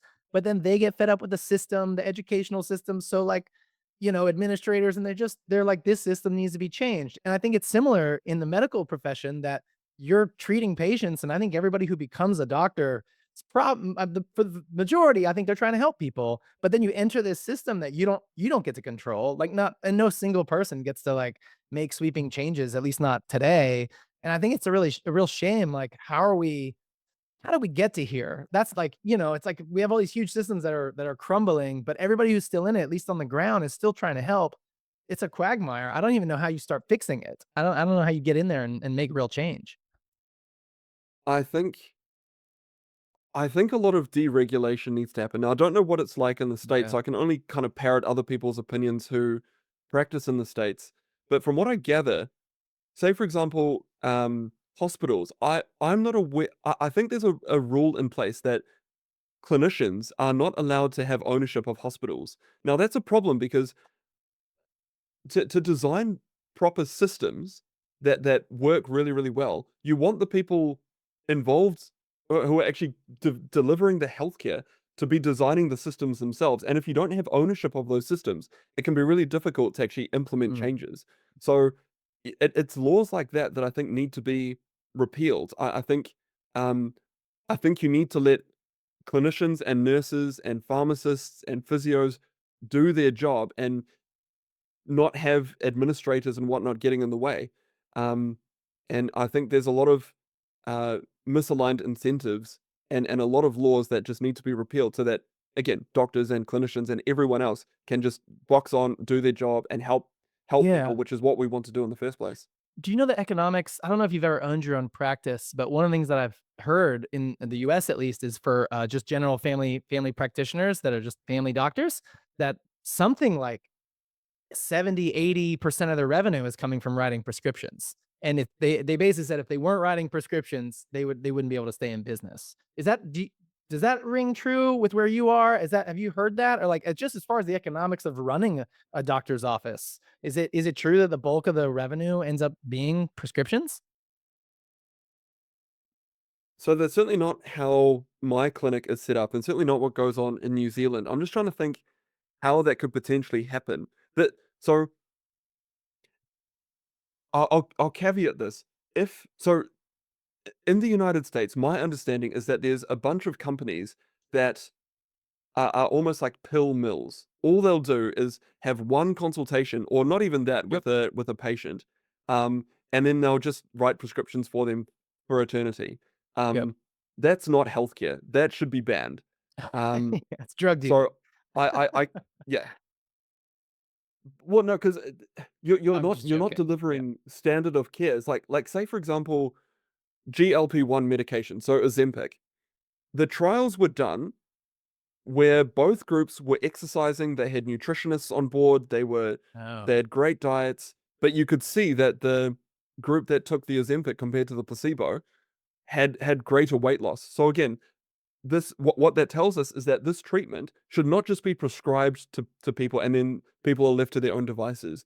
They need to be counseled with their diet. They need to have good exercise routines. They need to Yeah. we need to make sure that these medications aren't causing undue harm. Um, but that's not what's happening in these pill mills. So I can Yeah. yeah, I don't exactly know how that can be enforced better in the United States because I don't practice in the United States, and Sure. that type of setup doesn't happen in New Zealand. But I can see how yeah, certain pill mills will just be writing prescriptions, and Yeah. rightfully so, they should be criticized and shut down. It's a conflict of interest, basically. You're just Massive, massive. yeah, Yeah. totally. Oh, that's Yeah. cool. Like New when Zealand. Elon comes out and he says, the government should just sponsor Ozempic because it's going to cut government costs. I feel like that's just dumping more money into the ambulance as opposed to like what you're saying, the ambulance level rather than going to preventative measures. It seems like we need to add less crutches if we're actually going to fix it, not more crutches. That's how it seems to me. So I the pushback that I'd have towards that, and I do not think that the government should be sponsoring Ozempic. I think one of the, and I've heard a few US doctors talking about this because those types of medications are way, way, way more expensive in the USA compared to the rest of the world. And one of the Totally. big reasons for that is the way that pharmacies and insurance companies work in terms of dispensing those products. So I don't exactly know the ins and outs, but that is an area that needs to be fixed to reduce those costs. Um, what I would say though is that a, a bunch, multiple studies have looked at diet and exercise and how much weight can be lost over the long term with diet and exercise. And quite a famous meta-analysis was done. It combined I think it was like 10 or 15 different studies over a long period of time. So these studies needed to be done over at least 12 months. Dang. And patients were losing 2 kilograms, 3 kilograms on average, and that they would be sustaining that, and that was it. So that's why Ozempic medications or those types of medications have really changed the game, because if we use those in combination with diet and exercise, patients are losing, 10, 20, 30, 40 kilograms. It's a game, it's Man. a step change. Um, the biggest issue at the moment is that people aren't prescribing those medications in the correct way, as in they're not supporting patients in the way that they should be. And those medications are so expensive because of the ways that insurance companies and pharmacies and whatnot have set up their systems. Yeah, I had heard this stat that if the again, it's all sort of US based, but they said if we could drop the average waistline, like they just used waistline as a proxy for longevity almost. And they just said if you could actually drop the average waistline in America by 1 inch, so you're 30, the average is 35 inches, and we got to go to 34 inches, and the whole country could just all lose 1 inch. They were just like $1 trillion would be saved in healthcare costs because of the material, It's wild. actual improvement of everyone's health from losing 1 inch on everybody's waist. I thought that was a pretty cool way to think Yeah. about it. To as far as even if you're paying for it, like the costs of healthcare would just drastically go down because everybody just lose an inch. Thought that was a cool way to think. 100%. And this is where, just thinking about further upstream, what can we do as a public health measure? Um, in a perfect world, our food environment or our environment in general, we wouldn't need Ozempic or whatever Right. to stay at a healthy weight. We would, when you go to the supermarket, you'd be buying foods um, that keep you fuller for longer because they're high in lean protein and fiber. They're low in, or ideally no salt. They've got lots of potassium in them to, again, drop your blood pressure.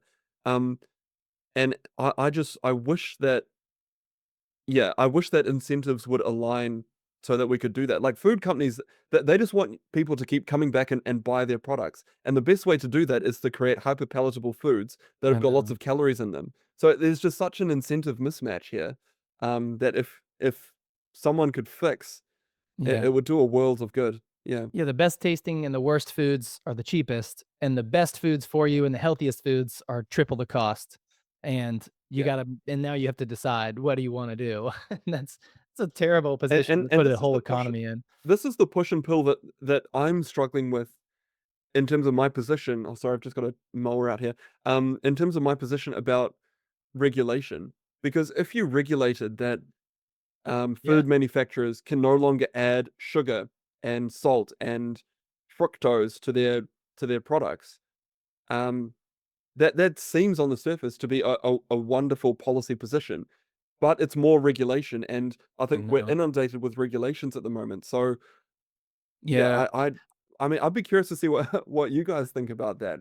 The I thought putting a tax where on it. regulation. Yeah, I thought about saying X number of added sugars or X number of total sugars. Like, you get a couple of those and you have a 300% tariff, a 300% charge. So now a Snickers bar is $8, $10, and like you can still get one if you want, but you gotta, but I know there's aftermarket. I mean, enforcement has to be taken into consideration to your point earlier, because you can make up laws, but then the ability to actually enforce those seems tricky. But I do think there's some way you could tax unhealthy foods. I think there could be some, everybody should be able to have some. I'm not saying you can't have cotton candy when you want to eat cotton candy, but I don't know. I don't, it's Well, hard. It's there's hard to got to think be a about. way if you're on food stamps to be able to get good food. Because like if you're on food stamps, it's so easy to go get honey buns and Coke, and it's so hard to go get, grass raised beef. Like it's impossible. And it's more expensive. So you probably run out because you only have Yeah, limited amount of time. exactly. Yeah, you get one steak for the whole family. Actually, I wanted to ask you, I'm actually vegan, but how with regards to meat and I guess organic vegetables and everything, like how do you shop? Do you go all organic or is that not real? What are your thoughts on like Maybe how it's do you different in shop? New Zealand. Yeah. It probably is way better, yeah, I Yeah. guess. Well, yeah, I can't speak to the USA, but um, a lot of research has been done looking at pesticides and the impact that they have on our health. Um, As far as I can tell, though, so long as you say you got fresh fruit and vegetables, so long as you rinse your fruit and veg, the amount that actually gets into your system, it's very, very small, and a lot of research has been done looking at whether that quantity has any effect on our health, and it doesn't seem to. So, Mm. to me, organic is just another name for expensive. And if I think about the patients that I see at the clinic, if they cannot afford organic fresh fruit and vegetables, and therefore they won't eat fresh fruits and vegetables, that's not a great solution. Well, it's not a solution. No, So sure. I would rather that they um would still eat those fresh fruits and vegetables, but just make sure to rinse them. And I think it's as simple as that. Do you think it's maybe marginal improvements versus like, are you doing 30 push-ups a day? Like, who cares if you eat Yeah. organic or inorganic, but if you do 30 push-ups a day and 10 pull-ups a day, that's probably outsized benefit to picking organic or inorganic. Yeah. Yeah. I think we live in a world of hyper optimization that is Yeah. often more detrimental than useful. And I think, yeah, organic foods are one. It simply means that you're spending more money for probably not any gain. Hmm.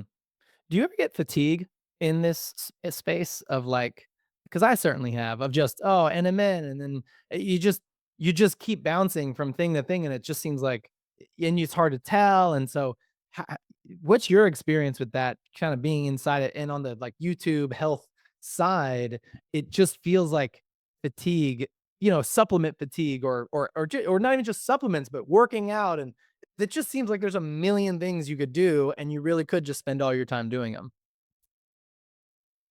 I think I used to get fatigued about it, but this is sort of early days of my channel where I was kind of hopping from one thing to the next, like Anyman and Resveratrol and a few other things. Um, but now I've kind of eh, accept is probably the wrong word, but realize that there's always going to be some headline about this supplement or this exercise routine or this food, and most of it is just noise. And the stuff that's not noise will just keep coming through. Like for example, people have been talking for decades now about creatine supplements. Yeah, Creatine's not going away, and that's for a good right. reason. There's truckloads of research behind it. So I think it can become fatiguing if you're trying to chase the latest trend. But the stuff that really makes a difference for our health is not going away. We know that we need to have fresh fruit and vegetables. We know that we need to have good amounts of lean protein. We know that we need to exercise. We know we need good sleep. All of that stuff is the foundations of health. Um, and I think if you just focus on that and mostly ignore the rest, then the fatigue goes away. Do you have mindfulness practice? Um, I've not so it depends on I I mean, suppose you're on about to have a my child in a month, so you probably have no time yeah. to do any kind of No mindfulness downtime. practice. Yeah. Just so to be clear, I mean, but generally speaking, how do you approach it? Yeah. So I use my mindfulness is when I'm, deep in work and I'm not thinking about anything else and I'm just cracking out a script or I'm updating something on the website or I'm thinking about a particular trial. I find that really useful because my mind just, yeah, locks in on that. Everything else goes away. And I find that quite mindful. It's the same for when I go for a run. I find that, yeah, everything else goes out of my mind and I'm just exercising. So I think that's where I try and get my mindfulness from. I don't necessarily set a particular time in the day to do it. I just try whatever I'm focusing on, I try and just focus on that and just get absorbed by whatever I'm doing in the moment. What's your screen time? Would you share your screen time with us? Well, I mean, most of my work is in front of a screen, so it's not great. Oh, okay. What about your phone? Do you have an iPhone? Does it track it Mine's for you? terrible. Yeah. Record. Yeah. Again, it's not great because I'll sometimes have, say if I am working out or if I'm doing something, I'll be listening to a podcast. But again, um, it depends on your approach with this. Like if I'm locked in on what someone is talking about on a particular podcast, is that mindful? Sure, yeah. I'd probably argue that it is because one of the things with mindfulness is that you're trying to slow down the mind and be present. So if Yeah. if you're say even now with this podcast, I'm looking at, my camera and my screen and whatnot, but I'm locked into our conversation. I'd argue that that is mindful. So Yeah, I it's like suppose a it flow depends on state. how you, define it. Yeah. Flow state. Yeah, that's Yeah. fair. Yeah, exactly. Yeah. Going to talk about things like mindful practices. I saw this. This was probably in a Joe Dispenza documentary that I saw this. So I'd love to hear your thoughts on Joe Dispenza, but let's put him aside for a second. If you know of him, yeah. Yeah, there was apparently a Japanese scientist who studied if people could feel emotions while they're looking at water, and then they put the water under a microscope to see if it changed the structure. And apparently it does. I don't know. I haven't double checked that, but I've that's been what the seeing that documentary too. said. And so for like 2 or Okay. 3 years now, whenever I'm about to eat, because I grew up with the tradition of blessing my food, I will sit and try to think a happy thought and then send it at my food, which is so silly. But I do wonder, like, when does the medical world start incorporating if we do, let's say we do find that there's a link between consciousness and reality. I guess there is a link because we exist. Yeah. But if we can start to see that like positivity affects the things around us, affects our food and things like that, when would the medical field ever be able to start studying that or be open to it? Or has it happened? Have you ever heard anyone talk about like connecting a mindful practiceness to their food, like the actual stuff that goes in their body? I guess.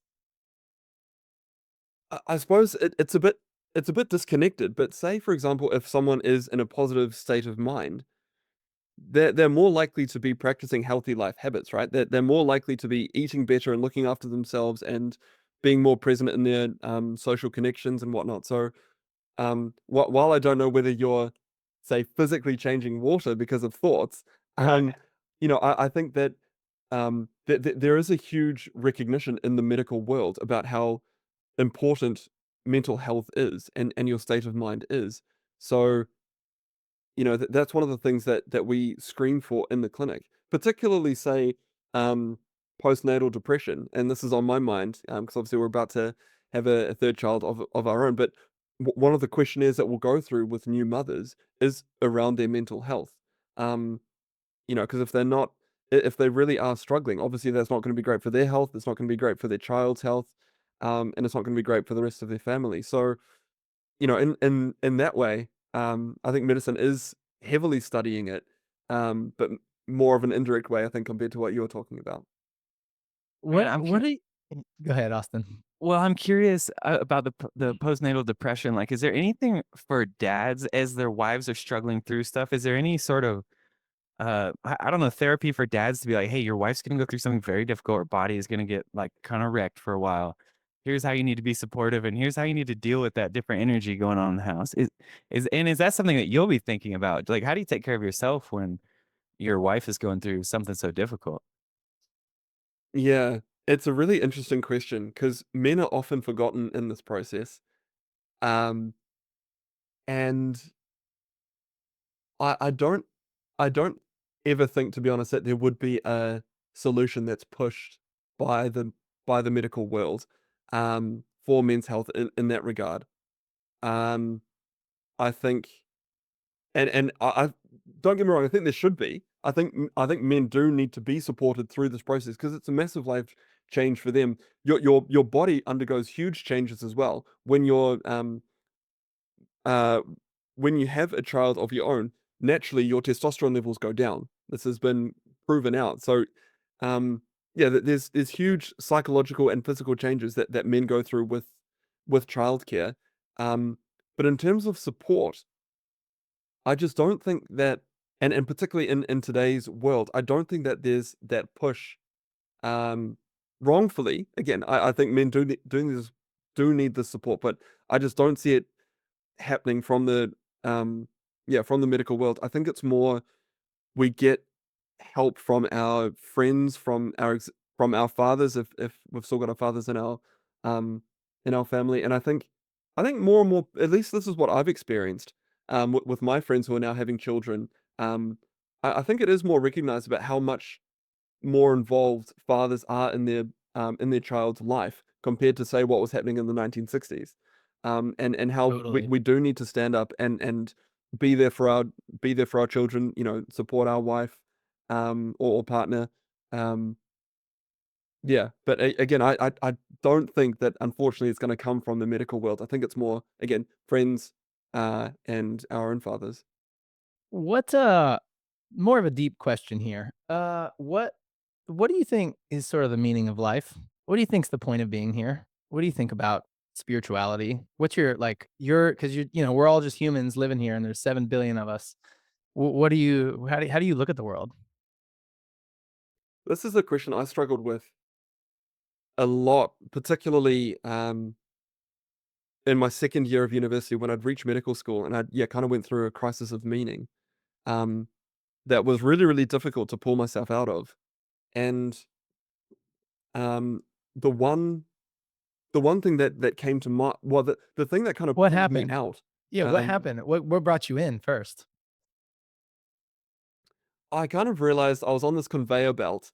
I was just like everyone else at medical school. Um, and there was nothing I felt at the time. There was nothing special about me. I was just this generic blob. Um, and that frightened me because say at high school, I was into sport. I had good friend group. There was a bunch of things that made me me, and I suppose I just lost my identity. Um, and it took me a while to figure out yeah to kind of rebuild myself. um it was a dark period, but yeah, it took a while to rebuild myself. But coming back to your question about meaning of life, I find incredible meaning in building things that can potentially outlast me, and that's what I'm trying to do, say with my channel. That's what I'm trying to do with my children. um and I've got a bunch of goals, say with research, and then also with the supplement line that I'm creating. I'm hoping that it can outlast me and that I can, yeah, leave a lot of positivity behind. Because I don't know what the meaning of life is, but if I can make the world a better place, that's surely got to be a good thing. And that's all I've managed to figure out, I suppose, now. Yeah. Or rely on that when times are tough. It's not just about me. About yeah, building a better future for my kids. Do you think there's something more intangible to us, like a spirit or a soul or something, or do you think we're mostly material? Yeah, I don't know. I was Yeah. brought up in a very Christian household, and I started to waver a little bit in my faith in university, and then it completely went away when I went through um, the concentration camps in Germany and Poland. And I was just thinking how, you know, I've been brought up with this Christian loving God. How possibly could this have happened?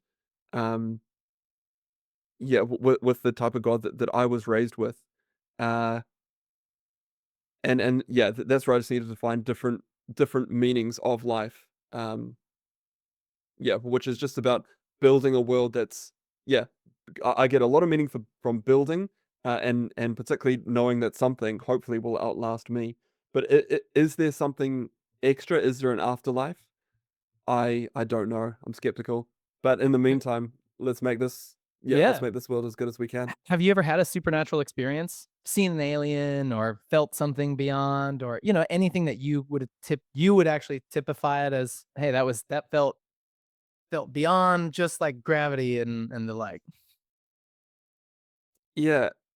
At the time, it felt like something ethereal. So, when I think I was about 16, I went to, so it was called World Health Day, I think.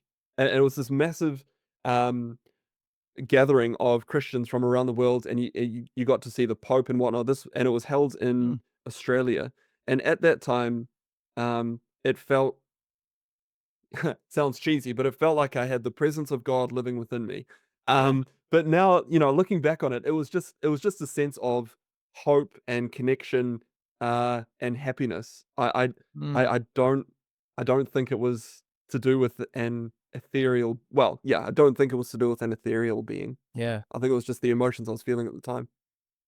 It was yeah, I understand those. I know. I think, yeah, I Yeah. get that.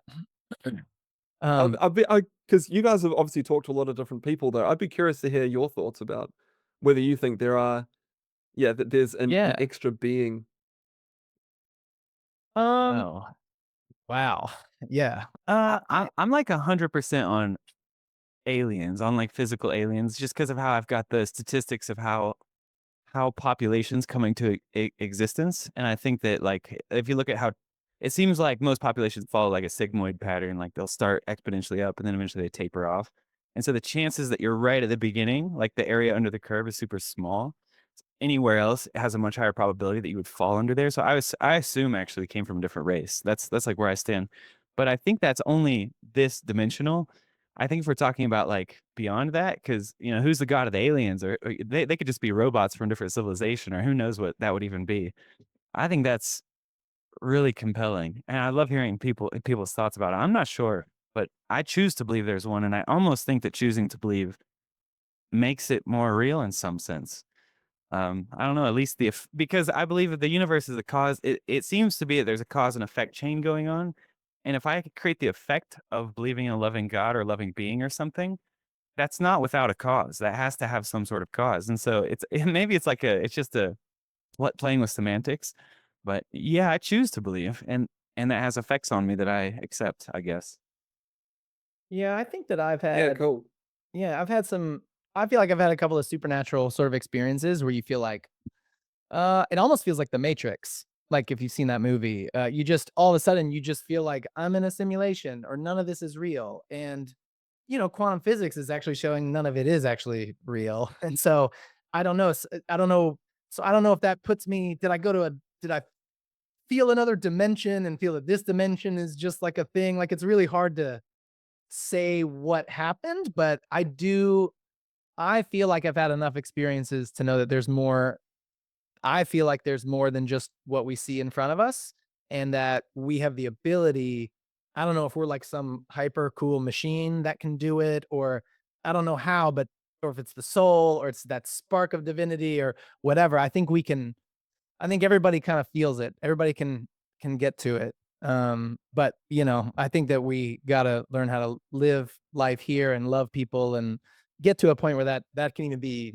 We have time to pause and think. Like, if we're just killing each other and going to war, then I think that's. I just don't know how people kill people. I don't understand it. It's really problematic, like at scale. That to your point around, my wife and I, we visited Berlin many years ago, and then we went to some of the concentration camps, and it's really wild that you just think like this systemically happened. This systemically, like rules were made and like buildings were erected and like all this stuff happened to like really do this terrible thing. Um, I don't understand other than saying maybe we just don't know. Maybe they didn't know. And that not just not excusing anything, but just if we can keep growing, maybe it's evolution. Maybe evolutionarily you grow out of killing your own species and, get to something beyond that. But I like to think there's something beyond this world. And I think everybody can tap into Yeah. it. I really like the idea of progress. So if society can progress to the point where we can ask the right questions. So say with, um, you know, if we reach a point with science, say with, quantum physics, trying to answer these questions. And Yeah. yeah, I'm inspired by that I think one day we will have answers to these questions. We might not even know what questions to ask now, but I think the trajectory that we're on, so long as we continue building in a positive direction, I think we'll eventually find the right questions to ask and answers to those questions.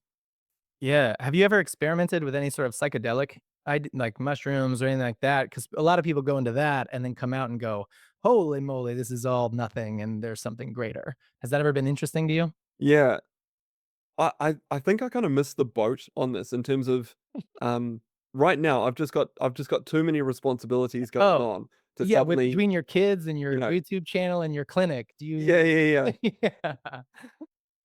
I think if I was in my early 20s now and I didn't have so many responsibilities, I think I would partake, but yeah, nowadays Yeah. I just don't want to do anything that would potentially shift me from what I'm currently doing.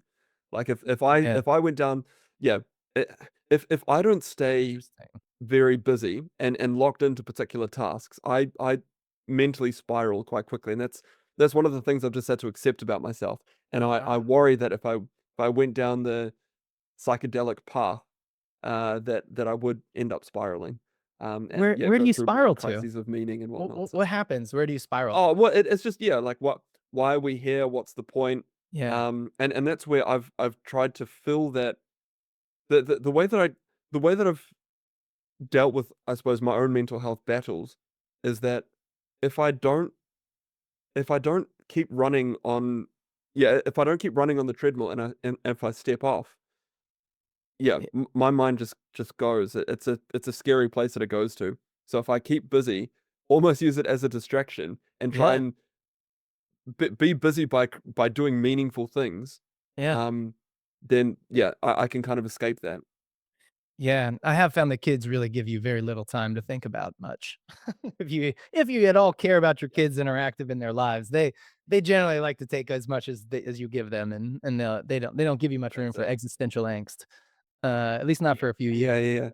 And you seem to be one of our Yeah. more productive humans on Earth right now. You know, you're actually saving lives, which is way more than I do with my day. So I'd like to keep you on the track you're on and not encourage you to go anywhere else. Yeah. No, appreciate it. Thank Do you. you get to travel much? Speaking of, I am Oh. gonna have to eject. I'm sorry, team. Oh, okay. I've got a patient that I'm seeing very shortly. But yeah, this was a wonderful conversation. This It was went a man. lot of a lot of different directions that I didn't anticipate, and it was fun to have this conversation with you. I really Yeah. appreciate you Yeah. saying yes to talking to us. Like I said, I've watched your channel for so many years and I really respect what you're doing. Like I said, because I've seen you change your mind more than once. And I think that that's refreshing.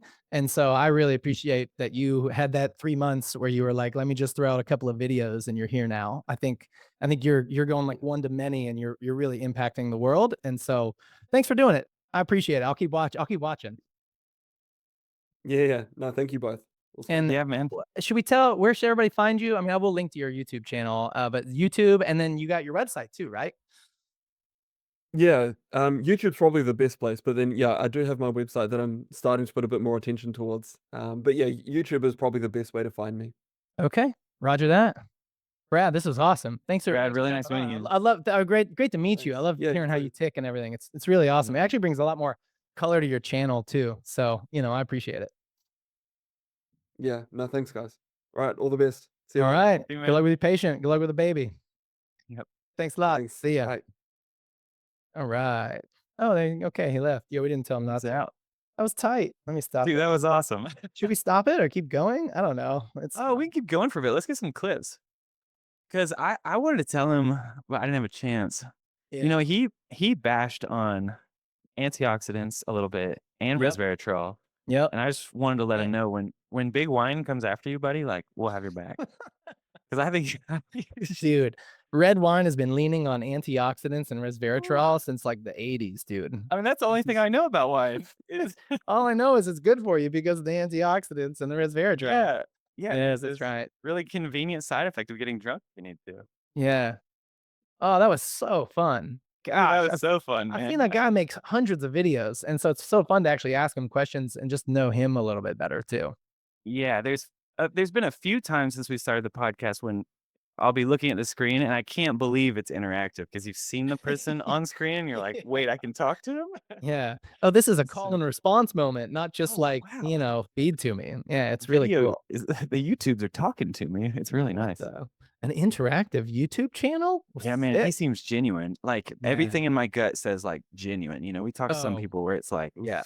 you know, And I've seen him. I mean, truly, he was surprised. I agree. I remember with the David Sinclair stuff, and he really tweeted at him, and like he asked really good because David Sinclair would say something about a study, and then he would go, "That study says this and this, and it was debunked.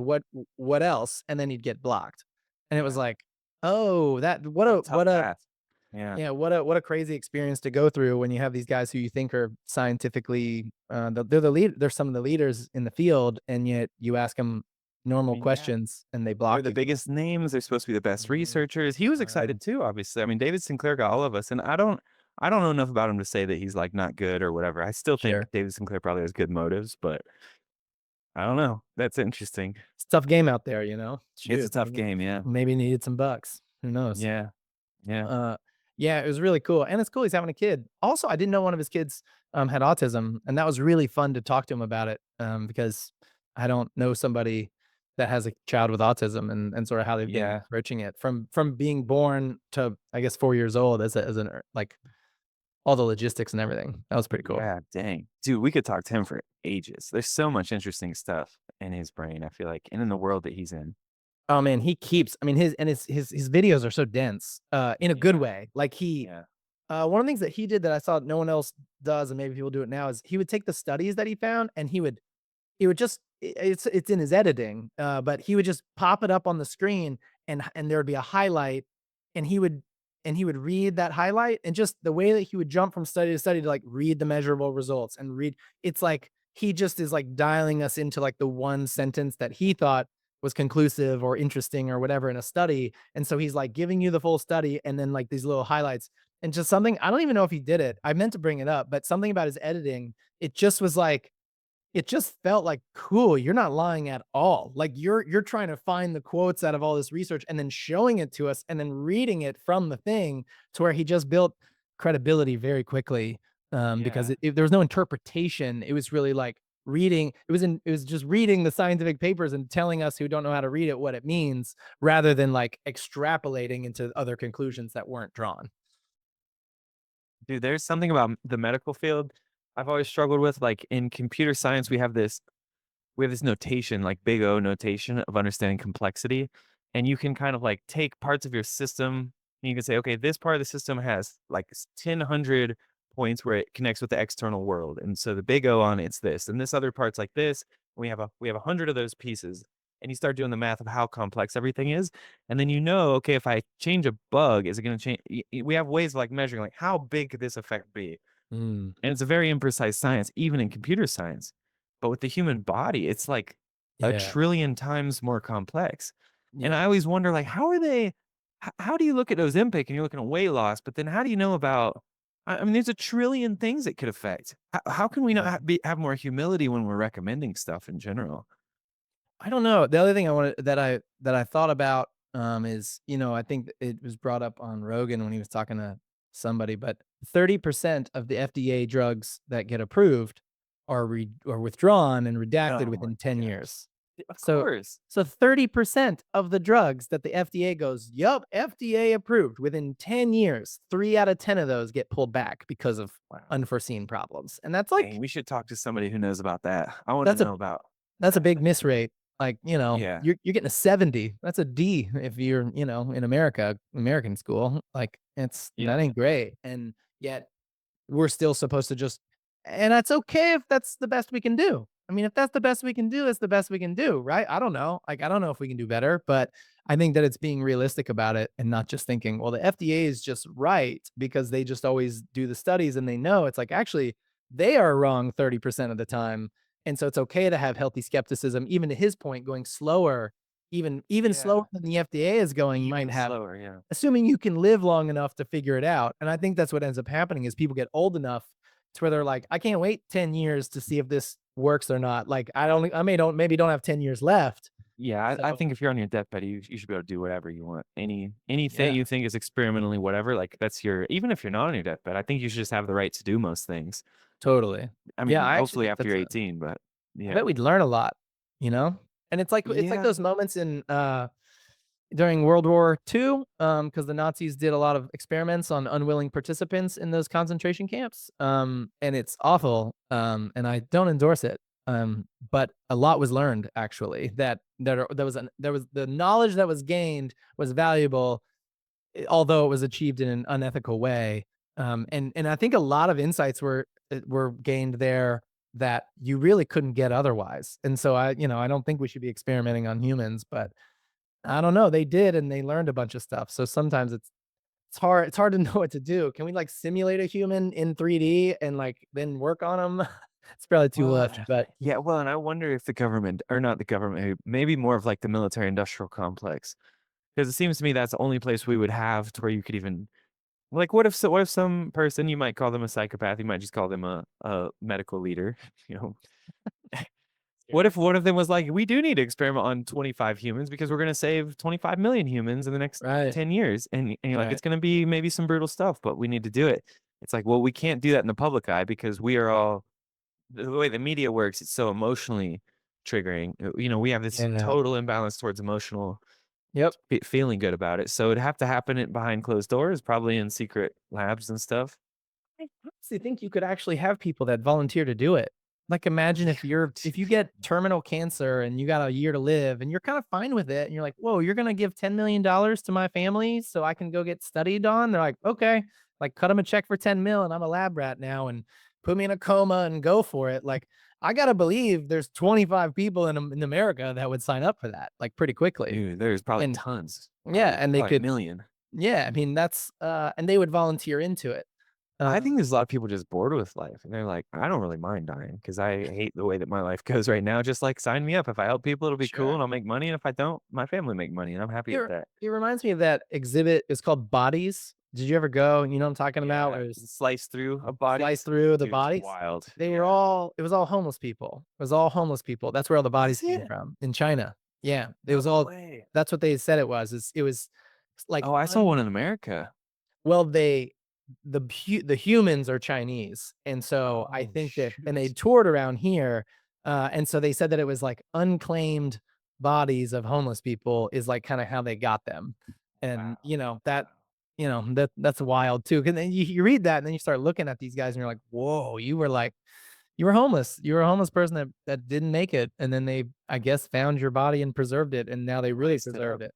Yeah, Yeah. sliced it, deep froze it and sliced it up for all to see. Man, Very thin layers. Yeah. yeah, yeah. Brad's super cool, man. It's interesting that um, he was much more. I think he was much more trusting of big pharma than I thought he would have been. Like he seemed to just kind of think that like autism rates are all just due to redefining what autism is, and there's no, it's not actually climbing. And Yeah, where I wouldn't lean that way at all, just from, but I'm not an expert and I'm not well researched, but well, my and I gut think tells that's me there's got to true. be new factors. Yeah, I think it's true that we are redefining it and it's broadened, but I don't know if that Yeah. covers all of the rise. I don't know if it's one for one that because we broadened it, now that's as much. I think we have broadened it and there have been other factors as well that are accelerating it. And It's kind of like CPI in a sense. Like it could be skewed because of how we measure it every right. year, but then there's also systemic stuff moving it That's right. probably, and you have to Yep. balance both those, and it's hard to tell. Oh, it was so cool. Dang, I wanted to ask him like 100 more questions. I know, dude. We Yeah. talked to him forever. He's a cool guy. Yeah. People should And definitely check him out. I guess he's still practicing, but he's mostly YouTubing. I think he's Yeah. still practicing to stay sharp. Like, why not? Yep. You know, still be a practicing. I mean, I think like Peter Attia still practices. Like, I think all the MDs who have YouTubes, I think they practice once a month. They just do something, but I Yes, think they they keep sharp. their CE credits going and they stay sharp and active. Yeah, I And was that's gonna ask him helpful. because I saw his medical license expires in November of 2025 this year. So I was like, "You gonna keep going?" Did you, I have did you look it yeah. up?